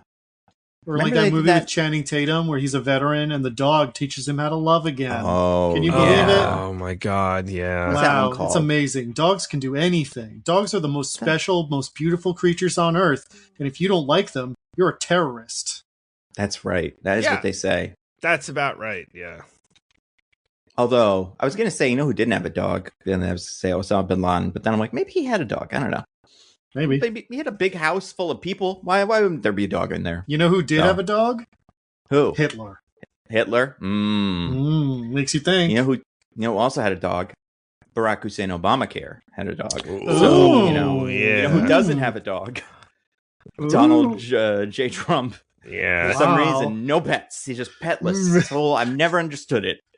Well, because you have to take care of them, and it's really hard to do when you don't care about anyone who's not yourself. That's a big, yeah. It would be pretty funny because he would it wouldn't be funny. It would be very sad, but it would be like, it would work if he had like a goldfish or something where like every time you go back to the Oval Office, there's a new goldfish and it's like, oh, he killed it again. But he tries to pretend it's the same goldfish. Like he's gone through like 80 goldfish this year. Yeah, he just keeps eating them. I don't know. Keeps putting Coca-Cola in there and they all just drown. But yeah. It's interesting how pets work in these movies. I thought you were saying John Wick because of the club scene at the end, because that also felt super John Wicky. Oh, yeah. This is for all John Wick comparisons. Yeah. That was the first one, so I just wanted to say that one. But yeah, the club scene, the club is very John Wick because it's a club and people are partying, and would you believe it? There's a gunfight around them. Yeah. And guys, you'll never believe this. It's so loud in the club that they don't notice it first. It's so loud in the club they don't notice it first, but then they start noticing, but it's still too loud for them to really do anything about it. So there's like people that are just dancing, and then people like 20 feet away from them are just screaming, gun, gun, gun. Nobody knows what's up. If we're doing double wheel slices, I did have another one that was called Nothing's Gonna Harsh My Vibe Tonight. About how no one in this club reacts appropriately to this gun. It's true though. That was one of mine as well. It's so weird. Yeah. And this movie doesn't take place in America. No. This is like in England where there's even less guns. Yeah, where there's strict gun control, where a person having a gun is genuinely very unusual. Mm-hmm. Yep. And then just executing a bunch of identical guys in the bathroom while they shoot all of your friends too. Like so many people get crossfired in this situation. They're pretty chill. Do you think it's like drugs? Do you think they're on club drugs? Probably, because this is the club of a notorious human trafficker. Mm-hmm. One of two people of color in this movie. That's true. Who's the other? Oh, right, Naomi Ackel. Naomi. Yeah. There you go. I was gonna say, that's all I can think of. But he's what was I gonna say about the club? It's so one of the things that's so weird to me is Jason Statham knows those guys are coming into the club. He knows he's being followed by them. He doesn't want to get shot by them. The guy in charge of the club could easily say, "Don't let guys in." Like if you see people that are clearly guys, close the door. Well, but they just don't do that. Well, I believe Jason Statham did beat up the guys at the front, didn't he? He like twisted one of their arms and got them to let him in, but like he beat up one of them. But I'm assuming there's still a bouncer. This isn't just willy nilly everybody walking in as they please. Nando, how are you going to say no to the fanciest boys? Those boys were so fancy. The Kingsmen? They really are. That's they really are. They're like the Kingsmen if all the Kingsmen were professional wrestlers. Because they're also huge. Like, you just can't say no to them. It's impossible. I love when they said their little suits and they came out. I'm like, oh my God, they're so proper. And I would also like, boys. why? The other guy didn't seem to have suits on. Like the other guy just dressed like a super spy does, Mr. Workman. And this is not the right outfit for this. If he knew he was going to a club, you would get other clothes or something to fit in. You would have matched like Jason Statham could see all of them immediately. Yeah, and like you would have been so like, funny if they came out with like tank tops and like rave glasses. Had a bunch of glue sticks and just yeah. And, well, I was gonna say you also wouldn't coordinate like you were in like a men's choir. Like, you know, trying to have some like, all right, you know, you wear this, I'll wear this. They won't know we're together. Well, listen, DJ, when you're going into a busy club to shoot up a guy, Jason Statham, then you know you don't want to like lose sight of your boys and accidentally shoot one of them. That'd be really embarrassing. That's true. So everyone's got to dress the same, so you all see like, oh, you're wearing that suit, you're one of my boys. Mm-hmm. It's so fancy though. Insane fancy lad. That they do that. But yeah, pretty funny. Pretty funny. Any other John Wick comparisons we want to make? Stunt director, club, I mean, dog dies. Yeah, there's some kind of like improvisational fight scenes with like, you know, a weapon that wouldn't be used in that usually, right? Like the garden equipment or something. That's like something, I guess. Yeah, the nail gun.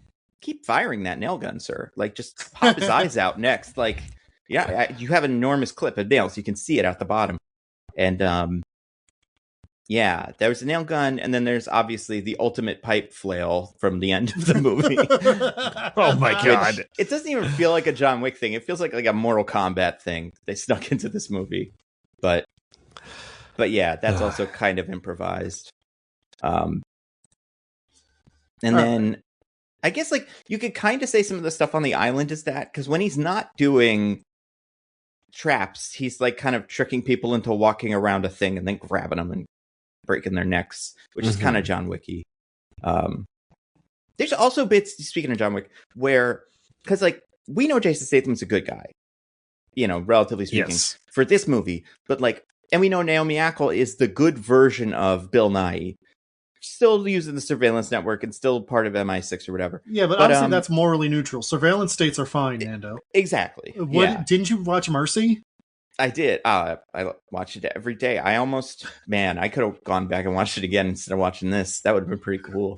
I mean, I probably would have, honestly would have watched Melania. I'm never buying a ticket, but I really want to see it. But what was I thinking? Oh yeah. So like we know that's the morality of the main players. So when Naomi Ackel sends guys that are just cops, by the way, Aki. Okay. When Naomi Ackie sends guys that are just cops, you're like, oh, Jason Statham probably won't kill them because he's not bad and they don't really know what's going on. And I don't know if he does or doesn't. I don't think the movie makes it super clear. I don't think he kills any of them. I think he does shoot some of them in the leg, which in real life could very well kill someone. But in movie world, shooting someone in the leg is always safe. And I think he gets a couple of bulletproof vest shots also, which maybe don't kill people, but could knock the wind out of them, I guess. But yeah, I guess he's not Batman enough that he at any point decides not to kill them or like makes an effort. It just seems like he's able to do it or not do it if it's convenient. He just makes like an instant assessment, like, is this a bad guy or not? And if they're not a bad guy, then he doesn't kill them. And if they are a bad guy, he kills them. Yep, that's exactly right. And obviously, our boys in blue or whatever colors they have in England, you know, those aren't bad guys. They're good guys. And we got to respect them. They're not our boys are blue in England. They're our bobbies. Our bobbies yeah, that's true. Our bobbies in checkers or whatever stupid, whatever their outfit is. Those big hats. They probably don't have those hats. They all wear like vests. A lot of like big yellow safety vests, I feel like is what I associate with those cops. But yeah.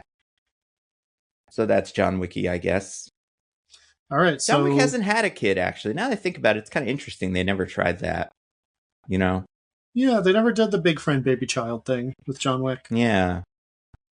You know, I'm sure we're getting there eventually. Yeah. Yeah. So why don't I go ahead and spin this wheel again? If we've talked all the John Wick stuff.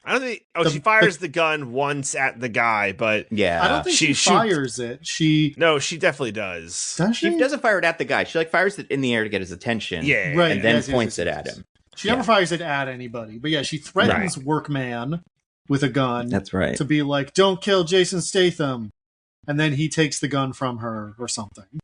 But that gives Jason Statham the opening he needs to beat up Workman and let them escape. Mm-hmm. And then she's like, "I'm sad I didn't kill Workman." And Jason Statham's like, "You don't want to be a killer like me." And I was like, I feel like this little girl's going to kill Workman. Yeah. Yeah. And then it doesn't happen. I agree. No, that doesn't happen. She does kind of helps Jason Statham. I feel like a little bit at some points. I can't remember when though. Is she around him in the bar fight? Or like in the club fight? She's there. I think they're kind of like fighting over her, right? Like the fancy lads are trying to kidnap her, and Jason Statham's trying to make that not happen. So does she have like a moment where she smashes a bottle over somebody's head or something like that? I feel like there was something in that area, but I can't remember. There's like a scene where she's like in a bathroom. Yeah, that's true. That was funny. But yeah, do you think this girl's gonna kill at some point in her life? Yes, she's been too scarred. It's gonna happen. She's gonna have to. When in Shelter 2, more fancy lads come after her, then she might. Yeah, she might have in to. Shelter 2, she's gonna have to learn. And like, so all the fancy lads are dead at the end of this movie. Bill Nye also dead. Workman dead. Naomi Aki still alive, but nice. Seemingly still in charge by of the MI6. surveillance state eventually. Yeah, seemingly in charge of MI6. The only person that could fuck this up is that person who was Bill Nye's boss. That woman in that first scene who's... Is that the primary? Okay, yeah. So she maybe could hire a new villain or something in the next movie, and Jason Statham needs to kill her, I guess. But apparently you can just still be in charge of MI6 regardless of what the actual government says.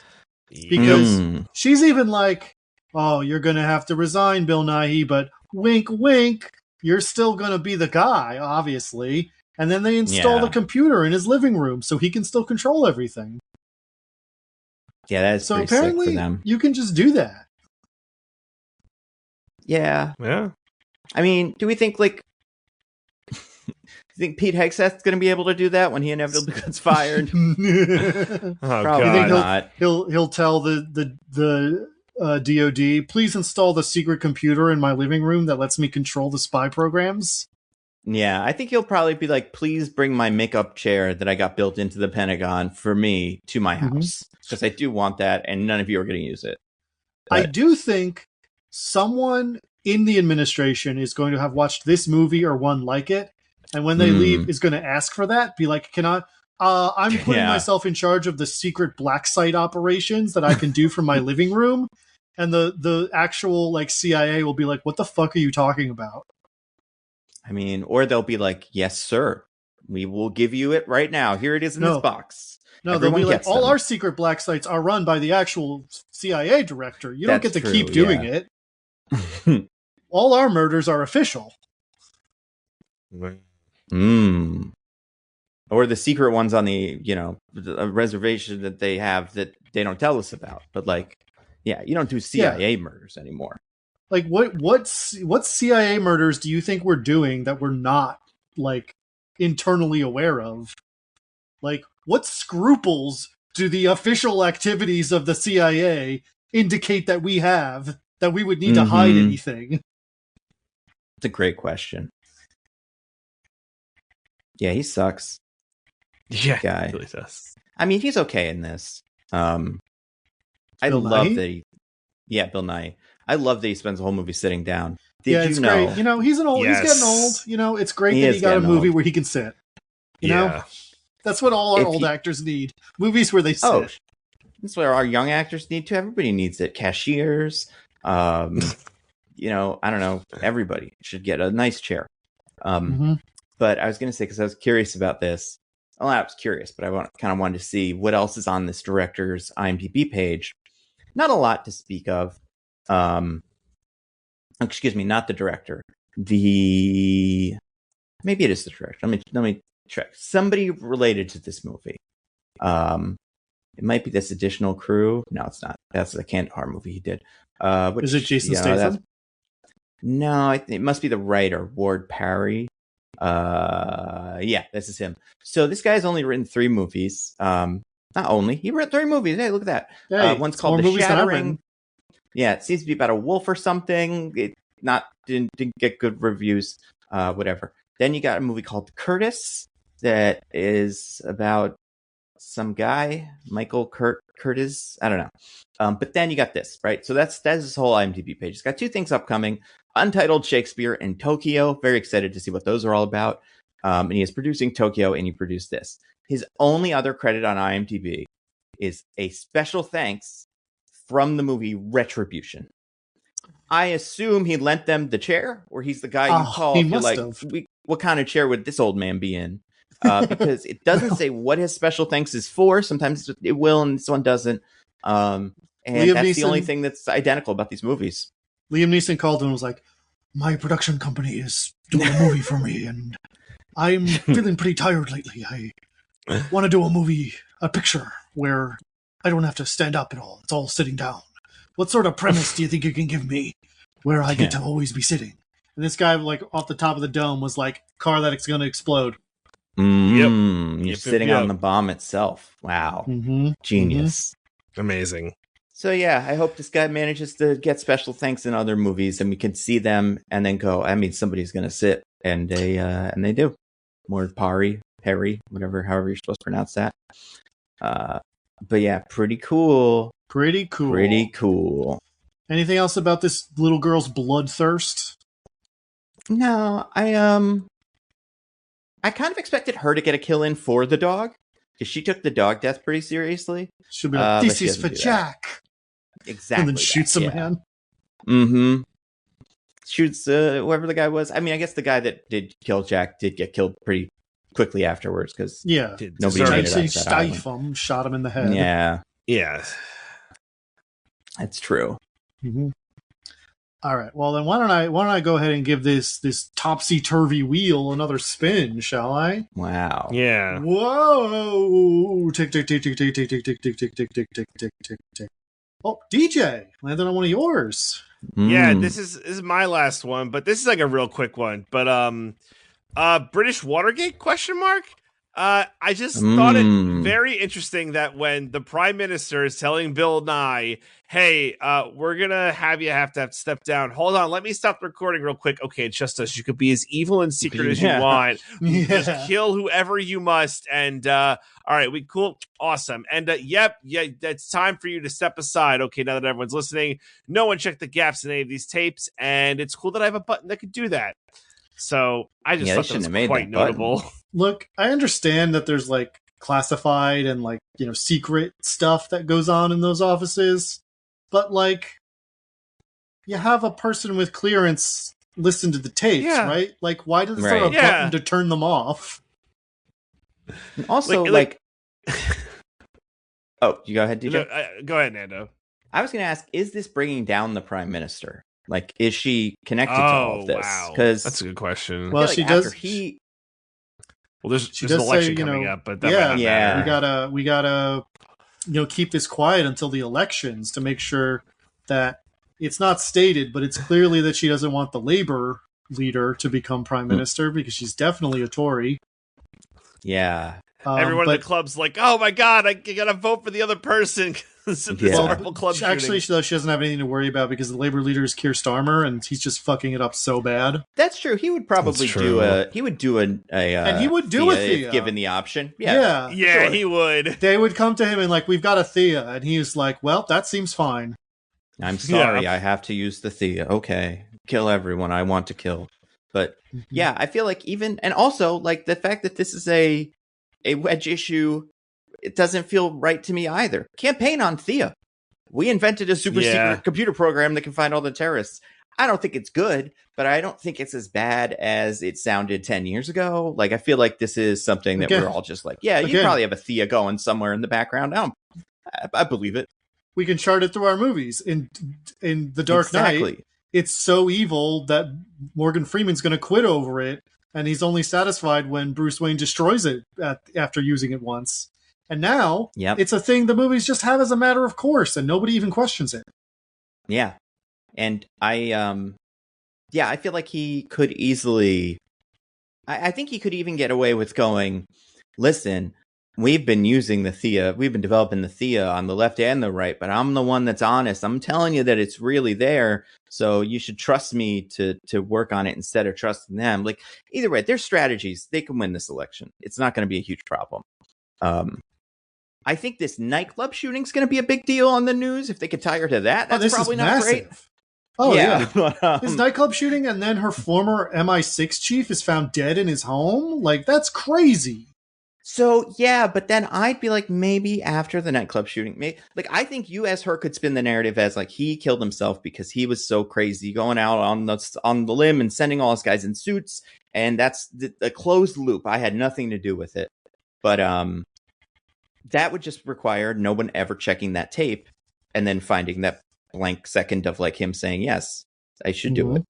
Mm-hmm. By the way, does Naomi Ackie figure out that there's a camera in her office at all?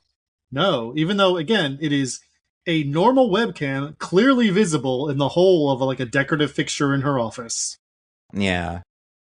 I mean, that's just what I would assume is happening in every office I've ever worked in. Him looking at the camera and looking at her reading the files doesn't matter. He's just like, oh, she knows that I'm lying, and then he doesn't do anything about it. Mm-hmm. Yeah, all the important conversations, most of them happen in front of the Thea also. Like, she goes into the Thea room with that girl with the glasses, and it's like, can we have Thea do back tracing? Hacker and then woman.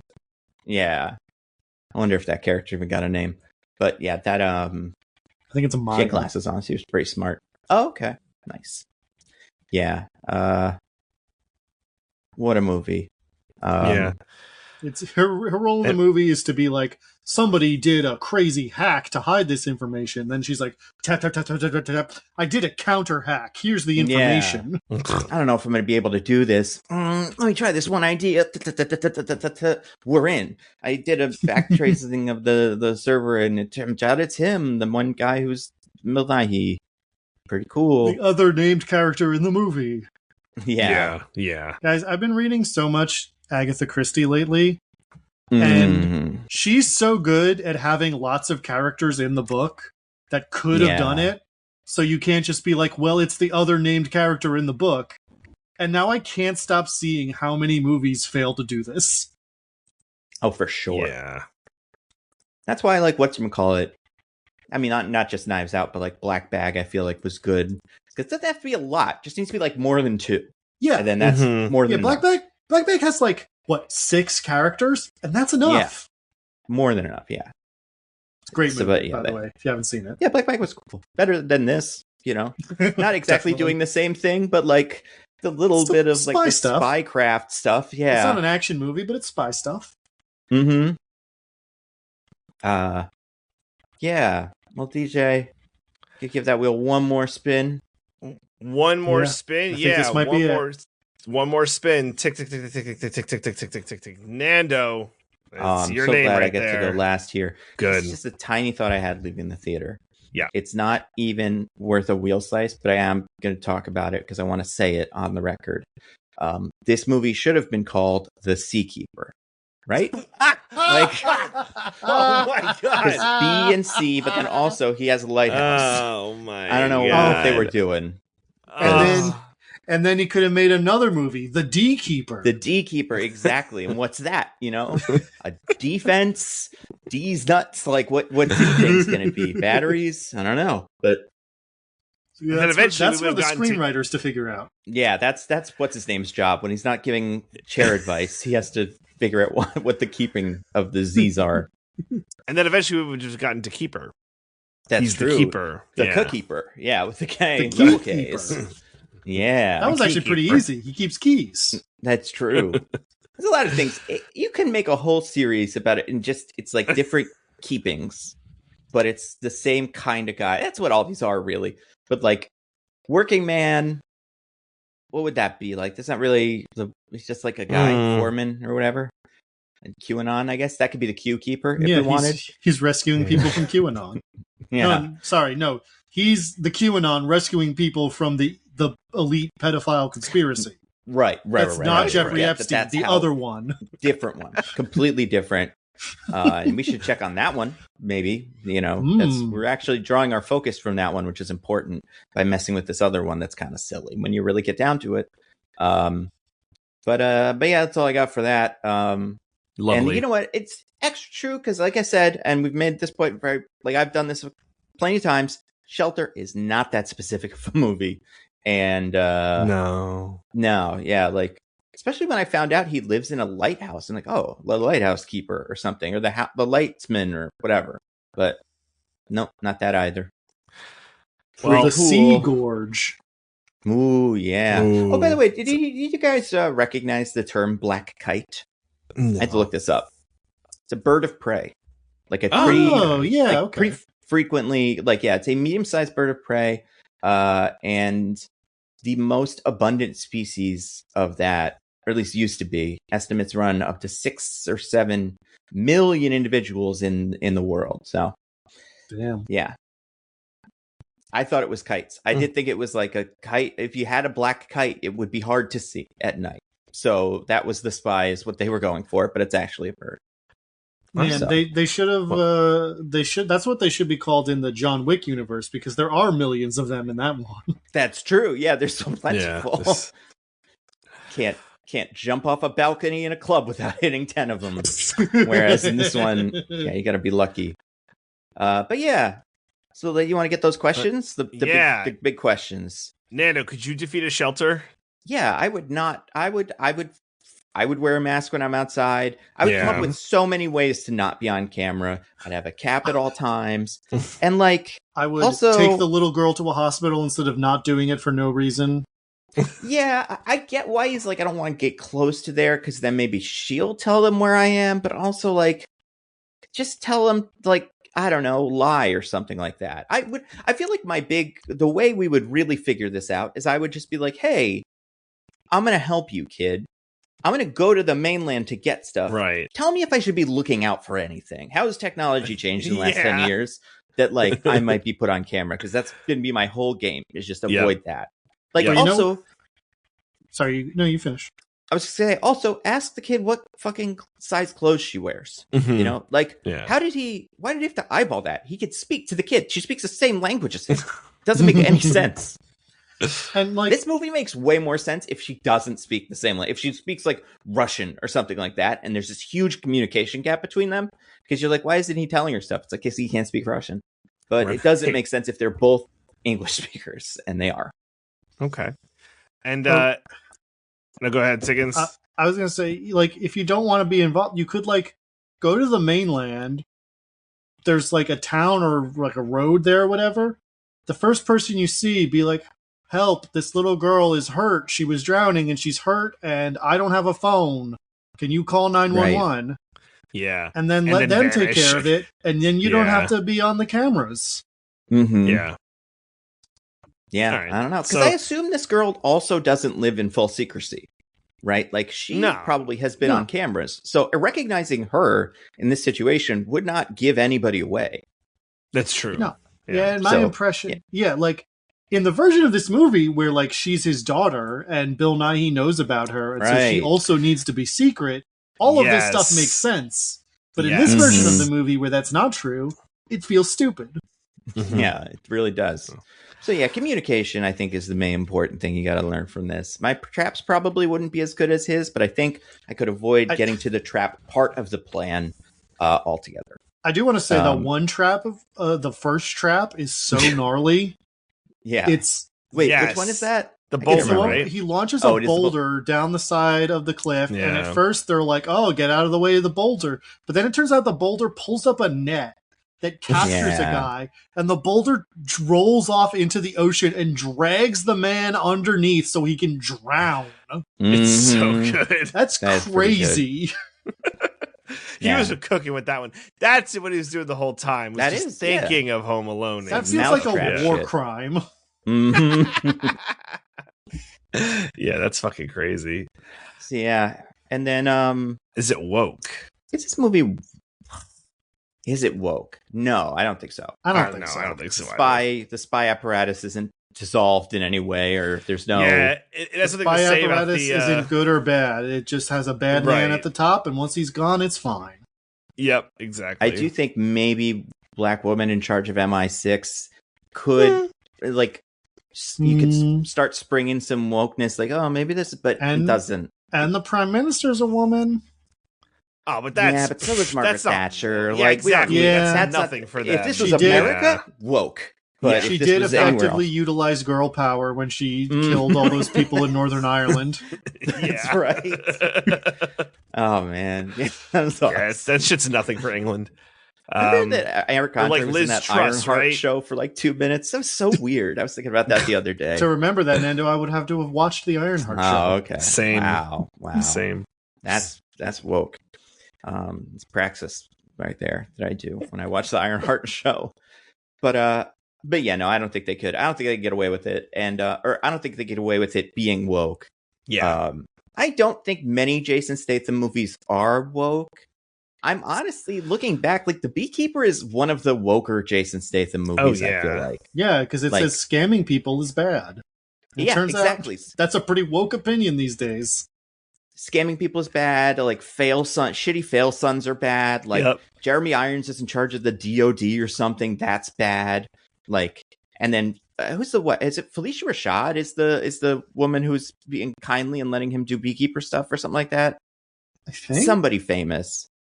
But whoever that is, like, someone famous for their proximity to Bill Cosby. I hope. Well, that's nobody's perfect, Diggins. But yeah, I mean, it's not her fault. The beekeeper, shockingly, is like one of the woker ones of these, and I mean, like you said, he's got 2 coming up next year, I think. Beekeeper 2, and then I guess he also has Fast 8, but that's not coming out, or Fast whatever. That's not coming out until next year. Allegedly. Okay. Allegedly, yeah, it's true. They haven't started even doing anything with it yet. There's a movie coming out this year called Mutiny, which looks real Jason Statham-y. So that'll be something. And then he's got a movie called Viva la Madness, which is him and Camila Mendes, Jason Isaacs. Now this I can get on board with. Oh, this is a Guy Ritchie movie. Okay. He's like back. Operation Fortune, Ruse de Guerre? A good movie. I kind of liked. Did not hate. With Orson Fortune? With Orson Fortune, that's right. And yeah, he did make Aladdin. I'm not crazy. It's crazy that he did that, but he did. He's currently on the hook for Aladdin 2, whatever that will end up being. Return of Jafar? I guess so. Maybe, yeah.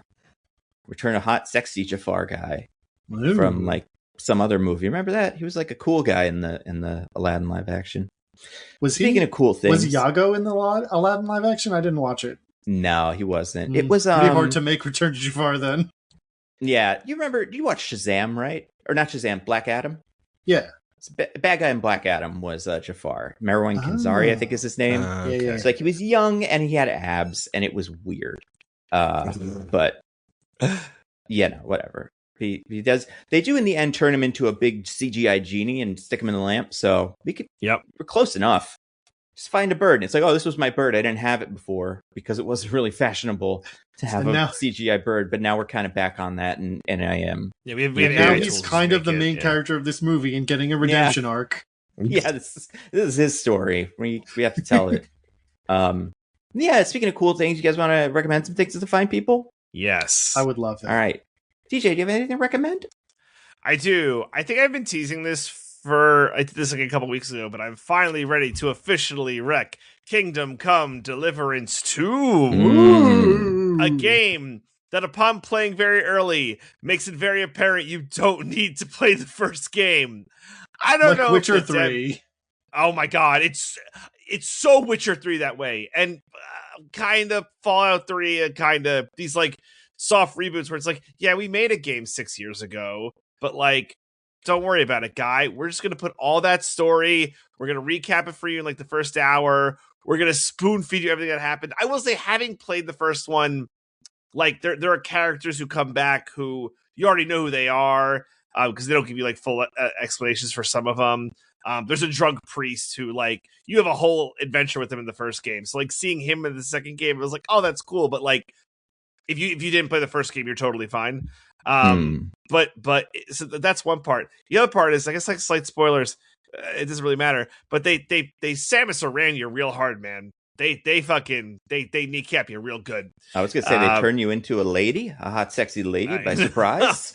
They do what every Metroid Prime game does, and it's like, oh, you had your full kit last time, but we have to do another game. They took away your double jump. And yes, and they just everything. Your grappling hook, the missiles, the good beam, the plasma. See, for me, a cool guy, that's an Arkham Asyluming of you, or an Arkham City of you. Where they have to start Batman back at square one for no reason every single time. But they have to do that to you. So Henry, you're cool, but then a thing happens, and then we're starting from square one, which sucks. But you get in the rhythm, you play the game, and it's really good. It is better than the first one because they just improve upon a lot of things. Alchemy is so much more specific now, and it's like so frustrating. Like in the first game, you could like sleep through doing alchemy. In this game, you really have to try, and I don't know how I feel about it.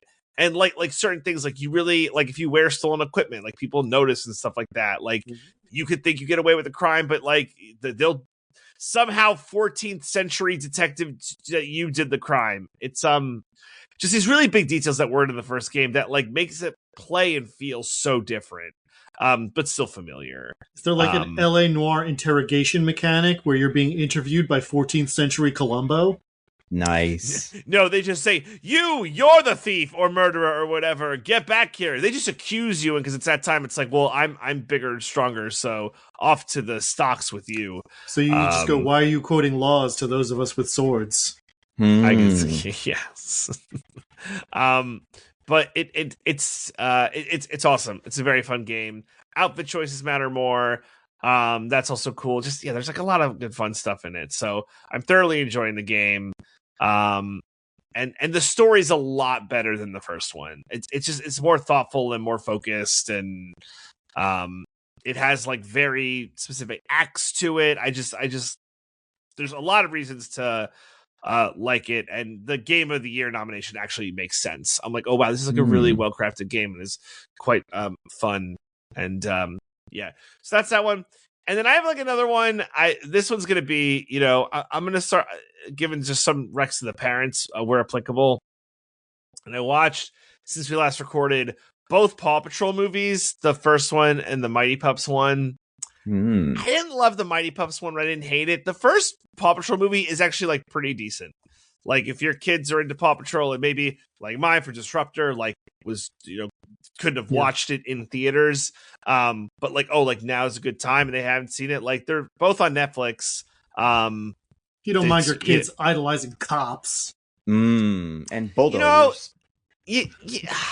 So I will say, Mighty Pups Sky is the main one. So that's good. They glazed Sky so hard in that one. Like I couldn't believe it. I'm like, oh, I get why she's so popular, I guess. Or maybe it's because she's so popular. That's why they made her the main one for the Mighty Pups movie. And Chase is the main character of the first one. Is Chase the human, or is he one of the dogs? No, he's the cop. Chase is the cop. Okay. Yeah. Taking my damn head. Yeah. But so you only want to recommend Mighty Pups. Is that what I'm hearing? Actually, he said the opposite, Nando. I like the first one better. I think the first one's better than Mighty Pups. I think Mighty Pups is a little bit weaker. So DJ thinks that cops are better. That's fair. Yeah. They import the like entire Avengers soundtrack into the Mighty Pups movie though. Nice. Like the instrumental bits, like when they're getting their powers, like you might as well be listening to the Alan Silvestri fucking just like I wonder if he did it. That's how much they ripped it. From like every Marvel superhero. There's no way he did Mighty Pups. He does a lot of stuff. Yeah, he does a lot of soundtracks. I wouldn't be shocked. Rather. You keep going. I'm gonna find out. All right. It's just maybe it's just like an Alan Silvestri type. But anyway, it's for the parents out there, it's like they're not bad watches. I gotta say, and so there's another one coming out this year. There's a dinosaur one coming in August. I'm very excited to be taking Disruptor. That'll probably wind up being his first in theater movie. So that'll be fun. Okay, so it was not Alan Silvestri. It is okay. Heitor Perea. who does like the stuff for like Despicable Me and stuff like that. A lot of kids movies. Okay, I mean, you figure they could get the kids movie people for the kids movie things. So anyway, that's my recommendation. Diggins. Yeah, so I watched a couple of movies this week that I was going to recommend. Ooh. The first one is I went to a screening at the Museum of the Moving Image again. This time to see a movie that came out last year called Magellan, which is a little. I never heard of that. Yeah, it's a little. It's a Filipino movie by the director Lav Diaz, and it is a biopic of Ferdinand Magellan, the Portuguese sailor who his expedition was the first Western expedition to circumnavigate the globe. That's right. He wasn't, because he did die on that journey. Oh, bummer. Mm-hmm. Not a spoiler. That's a historical fact. So this is about like there's a little bit about his earlier life, but it's mostly about the voyage. And it's very much from the point of view of, he actually, like, the place that he stopped and died at was the Philippines. Obviously, they weren't the Philippines at the time because they hadn't been colonized by the Spanish, but right. The island of Cebu, I believe, was the one. So that's why it's of interest to a Filipino director. So it's kind of centered on that, like on his interactions with the natives, the indigenous peoples, and like their response to him and everything. And, you know, all the ways in which he was kind of an idiot who didn't know what he was doing and got himself killed by being obnoxious. Those are fun. Is he like a bad guy, or is he just like a dumb guy, would you say? I'd say in the movie, he's like mostly a dumb guy. And because he's a dumb guy, he does obnoxious, like bad things that he doesn't realize how bad they are. That makes sense. That gets him killed. So like he's not like Christopher Columbus and like doing slavery and stuff for fun and like everybody's like this guy sucks. Okay. Yeah. No. I mean, it is definitely an anti-colonial movie, which I think we can all... I mean, I think everyone here thinks colonialism is bad, right, Nando? I mean, I think everyone who thinks colonialism is bad can speak up. I'll say, I am not a fan of colonialism. I do enjoy Colonial Williamsburg. I went as a kid and thought it was pretty cool because of all the, you know, guns and butter and stuff. But besides that, colonialism, it's not good. Yeah. And I don't know.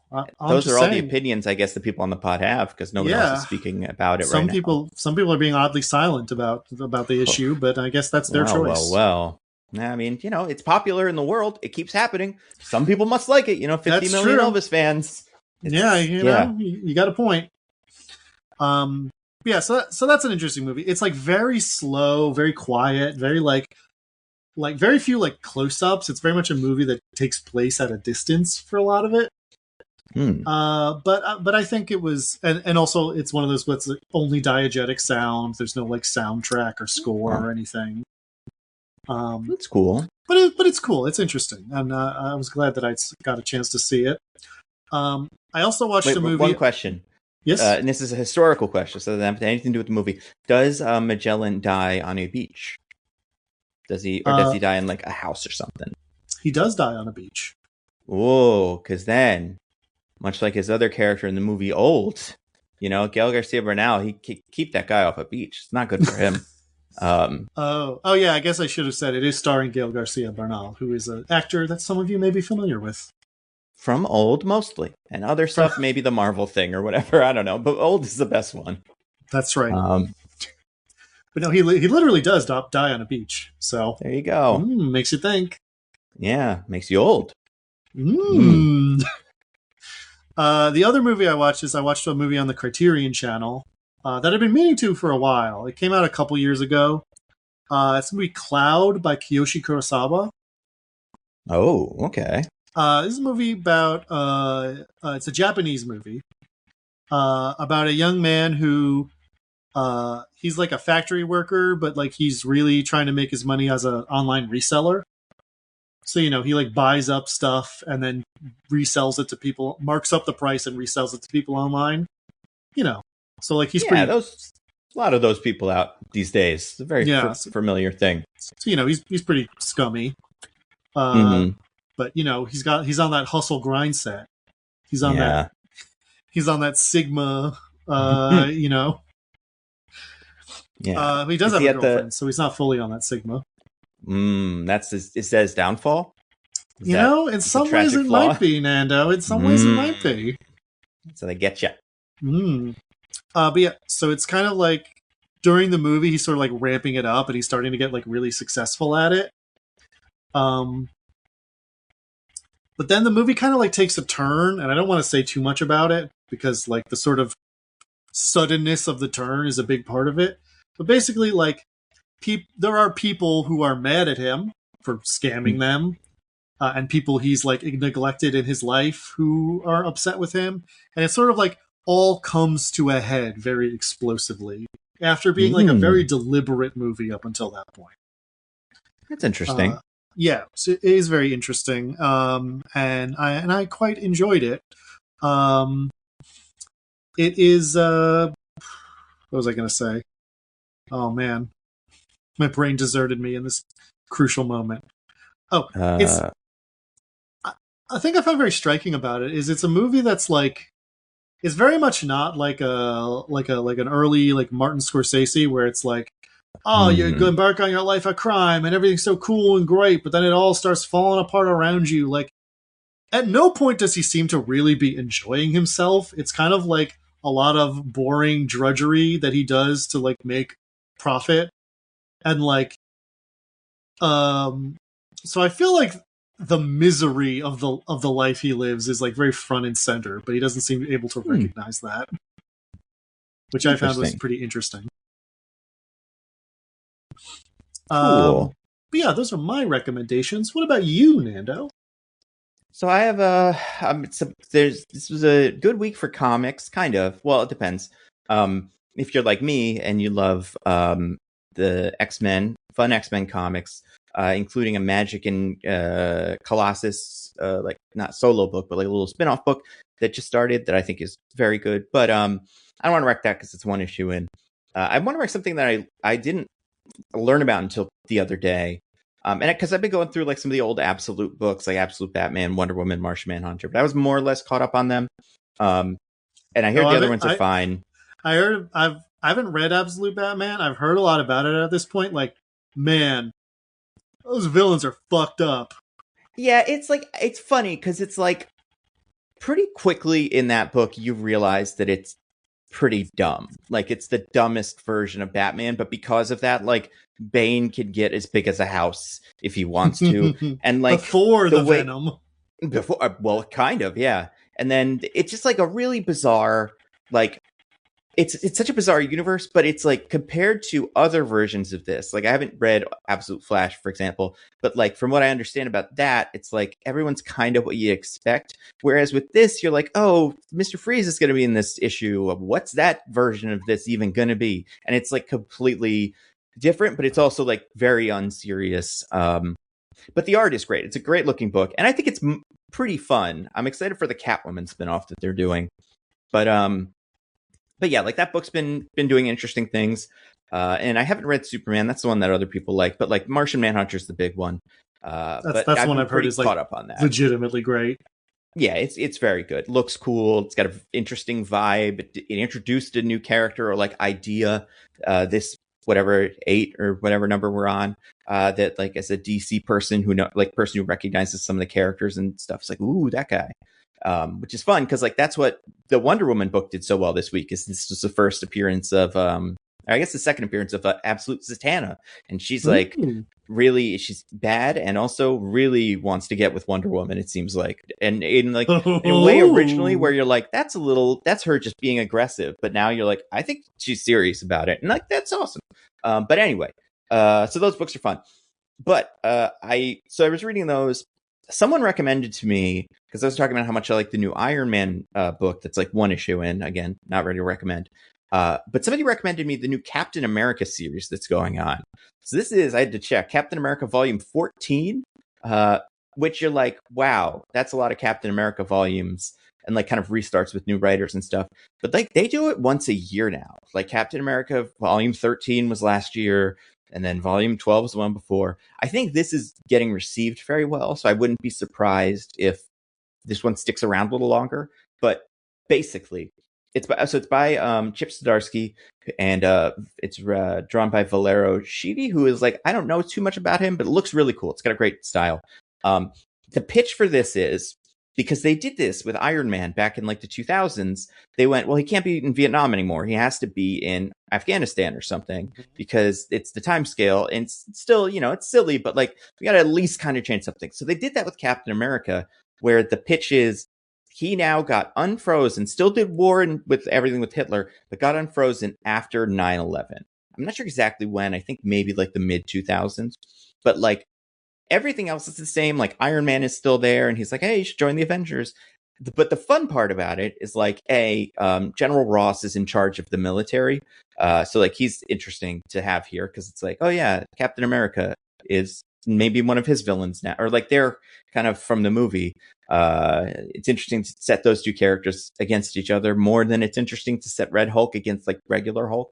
But it's also like Captain America's like, well, okay, I guess what I have to do now that I'm unfrozen is go be an army and do war and fight for America's freedom. And everybody's around him is like, maybe don't immediately. Give it a second, check on, other stuff. And then if you're still into it, go do the war thing. So it's like, it's interesting because Captain America. Oh man! Immediately after 9/11, he had people around him saying that. We had some really good company. I would say they're at least in Iraq by the time the story starts, because like they're doing stuff. Because the other thing that is new about this book, besides that, is that it's the same way that they made like other Captain Americas as like little stopgaps. There's a new one that we never heard of because it wasn't. Captain America was always unfrozen in the 2000s, but now he wasn't. That's this guy who signed up to be in the army after 9/11 because he saw 9/11 and was like, oh my God, this is the worst. I have to go be a proud soldier. And then his name is Chris Kyle. No, but it's something like that. It's like Khan or something. I can't remember. But he gets the super soldier serum. I think it's always like a weird version of it. So he becomes the new Captain America. And when Captain America comes back, he's like, oh, there's this other guy. And he's more of kind of an army guy than like he's more traditional, today Captain America. But the time we meet him, he's like, my life fucking sucks. And all we do is go kill people. And these wars are stupid. And he's kind of reached the point of like, not necessarily quitting, but like if somebody gives him an order he doesn't like, he's ready to just flip out and kill whoever he wants. Because they go up against Dr. Doom in the first like arc of this book, and Captain America's like, we gotta let Dr. Doom live, and this guy's like, no, we shouldn't. It's pretty fun. Dr. Doom is also great in this book. I don't know if he said this before, if it's like a common Dr. Doom line, but it should be in the movies or something. Captain America meets Dr. Doom, and he's like, I know guys like you. I'm from World War II. I met Adolf Hitler. And then Dr. Doom's like, I'm nothing like Adolf Hitler. Adolf Hitler was elected. I stole this country as like a big power grab. So not even close. He does say shit like that. And that's what rules about him. Yeah, he's awesome. And I think this book writes Doom very well too. But yeah, I've liked Chip Zdarsky for a while. The book is like, now it's kind of the first 6 issues are kind of something called Our Secret Wars, and then the next ones are called Armageddon Assembles. So like we're halfway through that event. I don't know how that's going to turn out, but definitely that first 5-issue arc is great, and yeah, the art is great. It's cool. So that, and you can find 4 out of the 5 right now on the Marvel Unlimited app.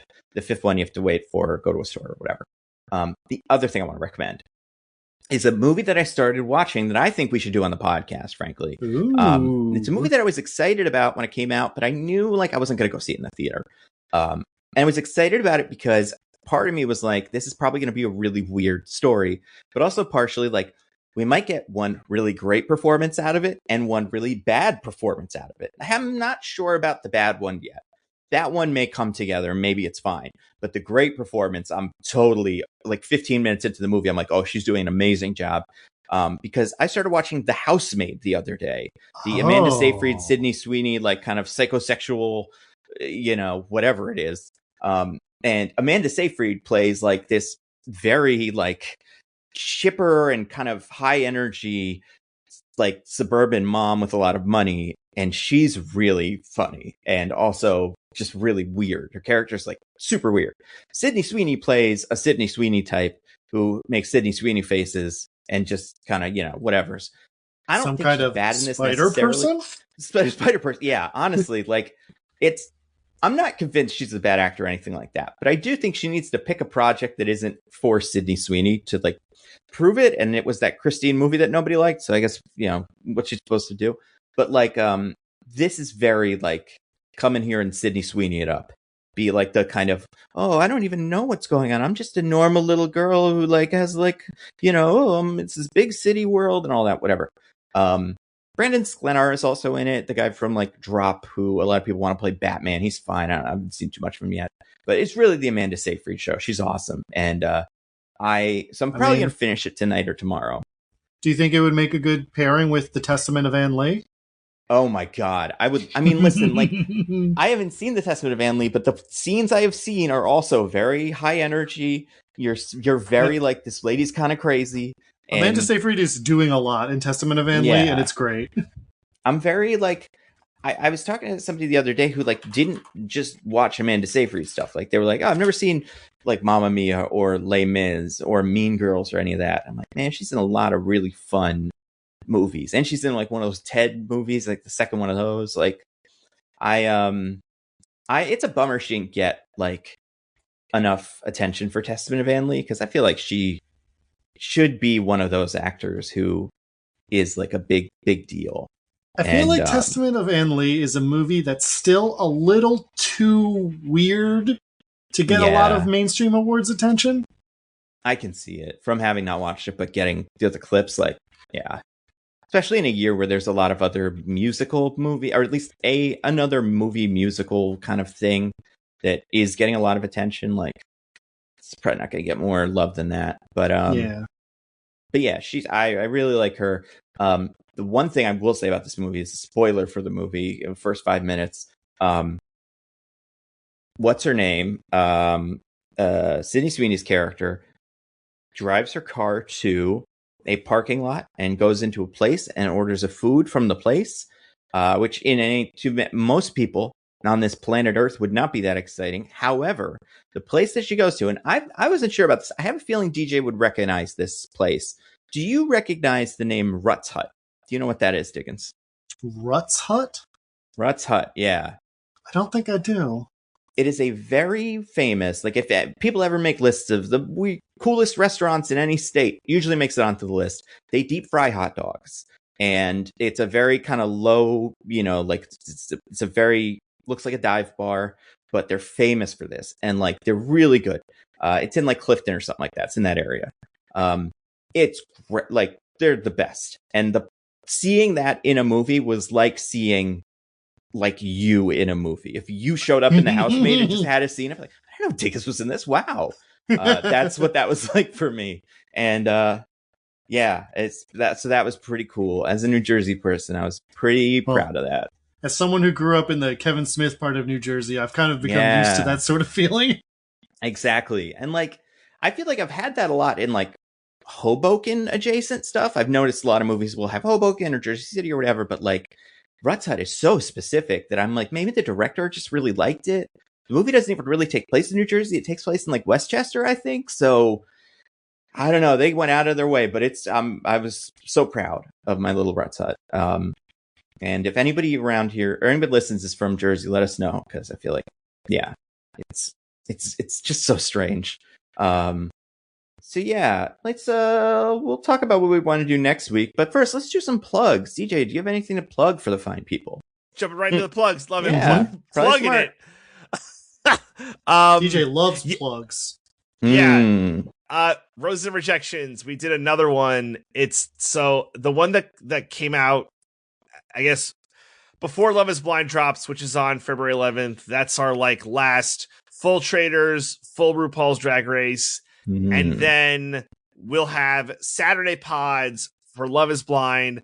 I have special guests lined up. It's going to be awesome. So check that out. And, does that come out on Valentine's Day? The no, actual it Love comes Is out Blind? on the 11th because Valentine's Day on a Saturday. Our first pod will come out on Valentine's Day. So some Valentine's Day listening for your pleasure, Roses and Rejections. It'll be. Is it ribbed for my pleasure? Yeah, I was gonna say. Yeah, obviously. But I just got a lot of fun surprises I don't want to give away all at once, but it's gonna be awesome. So listen to that on the Pop Break podcast wherever you get your podcasts. That's all I got. Diggins. Nope. Nando? No. Videos. I have videos. Nando Fee Movies, the Nando Cut, all the good stuff you usually see. And next week, what are we doing next week, fellas? Do we know? I don't know. I hope not Melania. No. I don't want to do Melania. I mean, there's a lot of things. I mean, besides all the debts piling behind us, like a creditor threateningly gesturing to the two thugs at his side. Right. There's also a lot of cool things that came out. There's Send Help. There's the Silent Hill movie, which I still would really love us to do at some point. Oh, and there's that thing I recommended in my rec segment. We could do that movie because it is amazing from what I've seen. I haven't finished it. That sounded really interesting, and I think we'd all love to just do hit it. VOD. Yeah. So maybe it'll be that. Okay. Then VOD options are good options because it's so cold out, and I don't like going to the movies when it's cold out. And non-VOD options are good options because it's so cold out. So I love going outside to go to a movie theater. These guys, they're like the Odd Couple, which are named. I know this. You can do it. You can do it. I believe in you. Luck.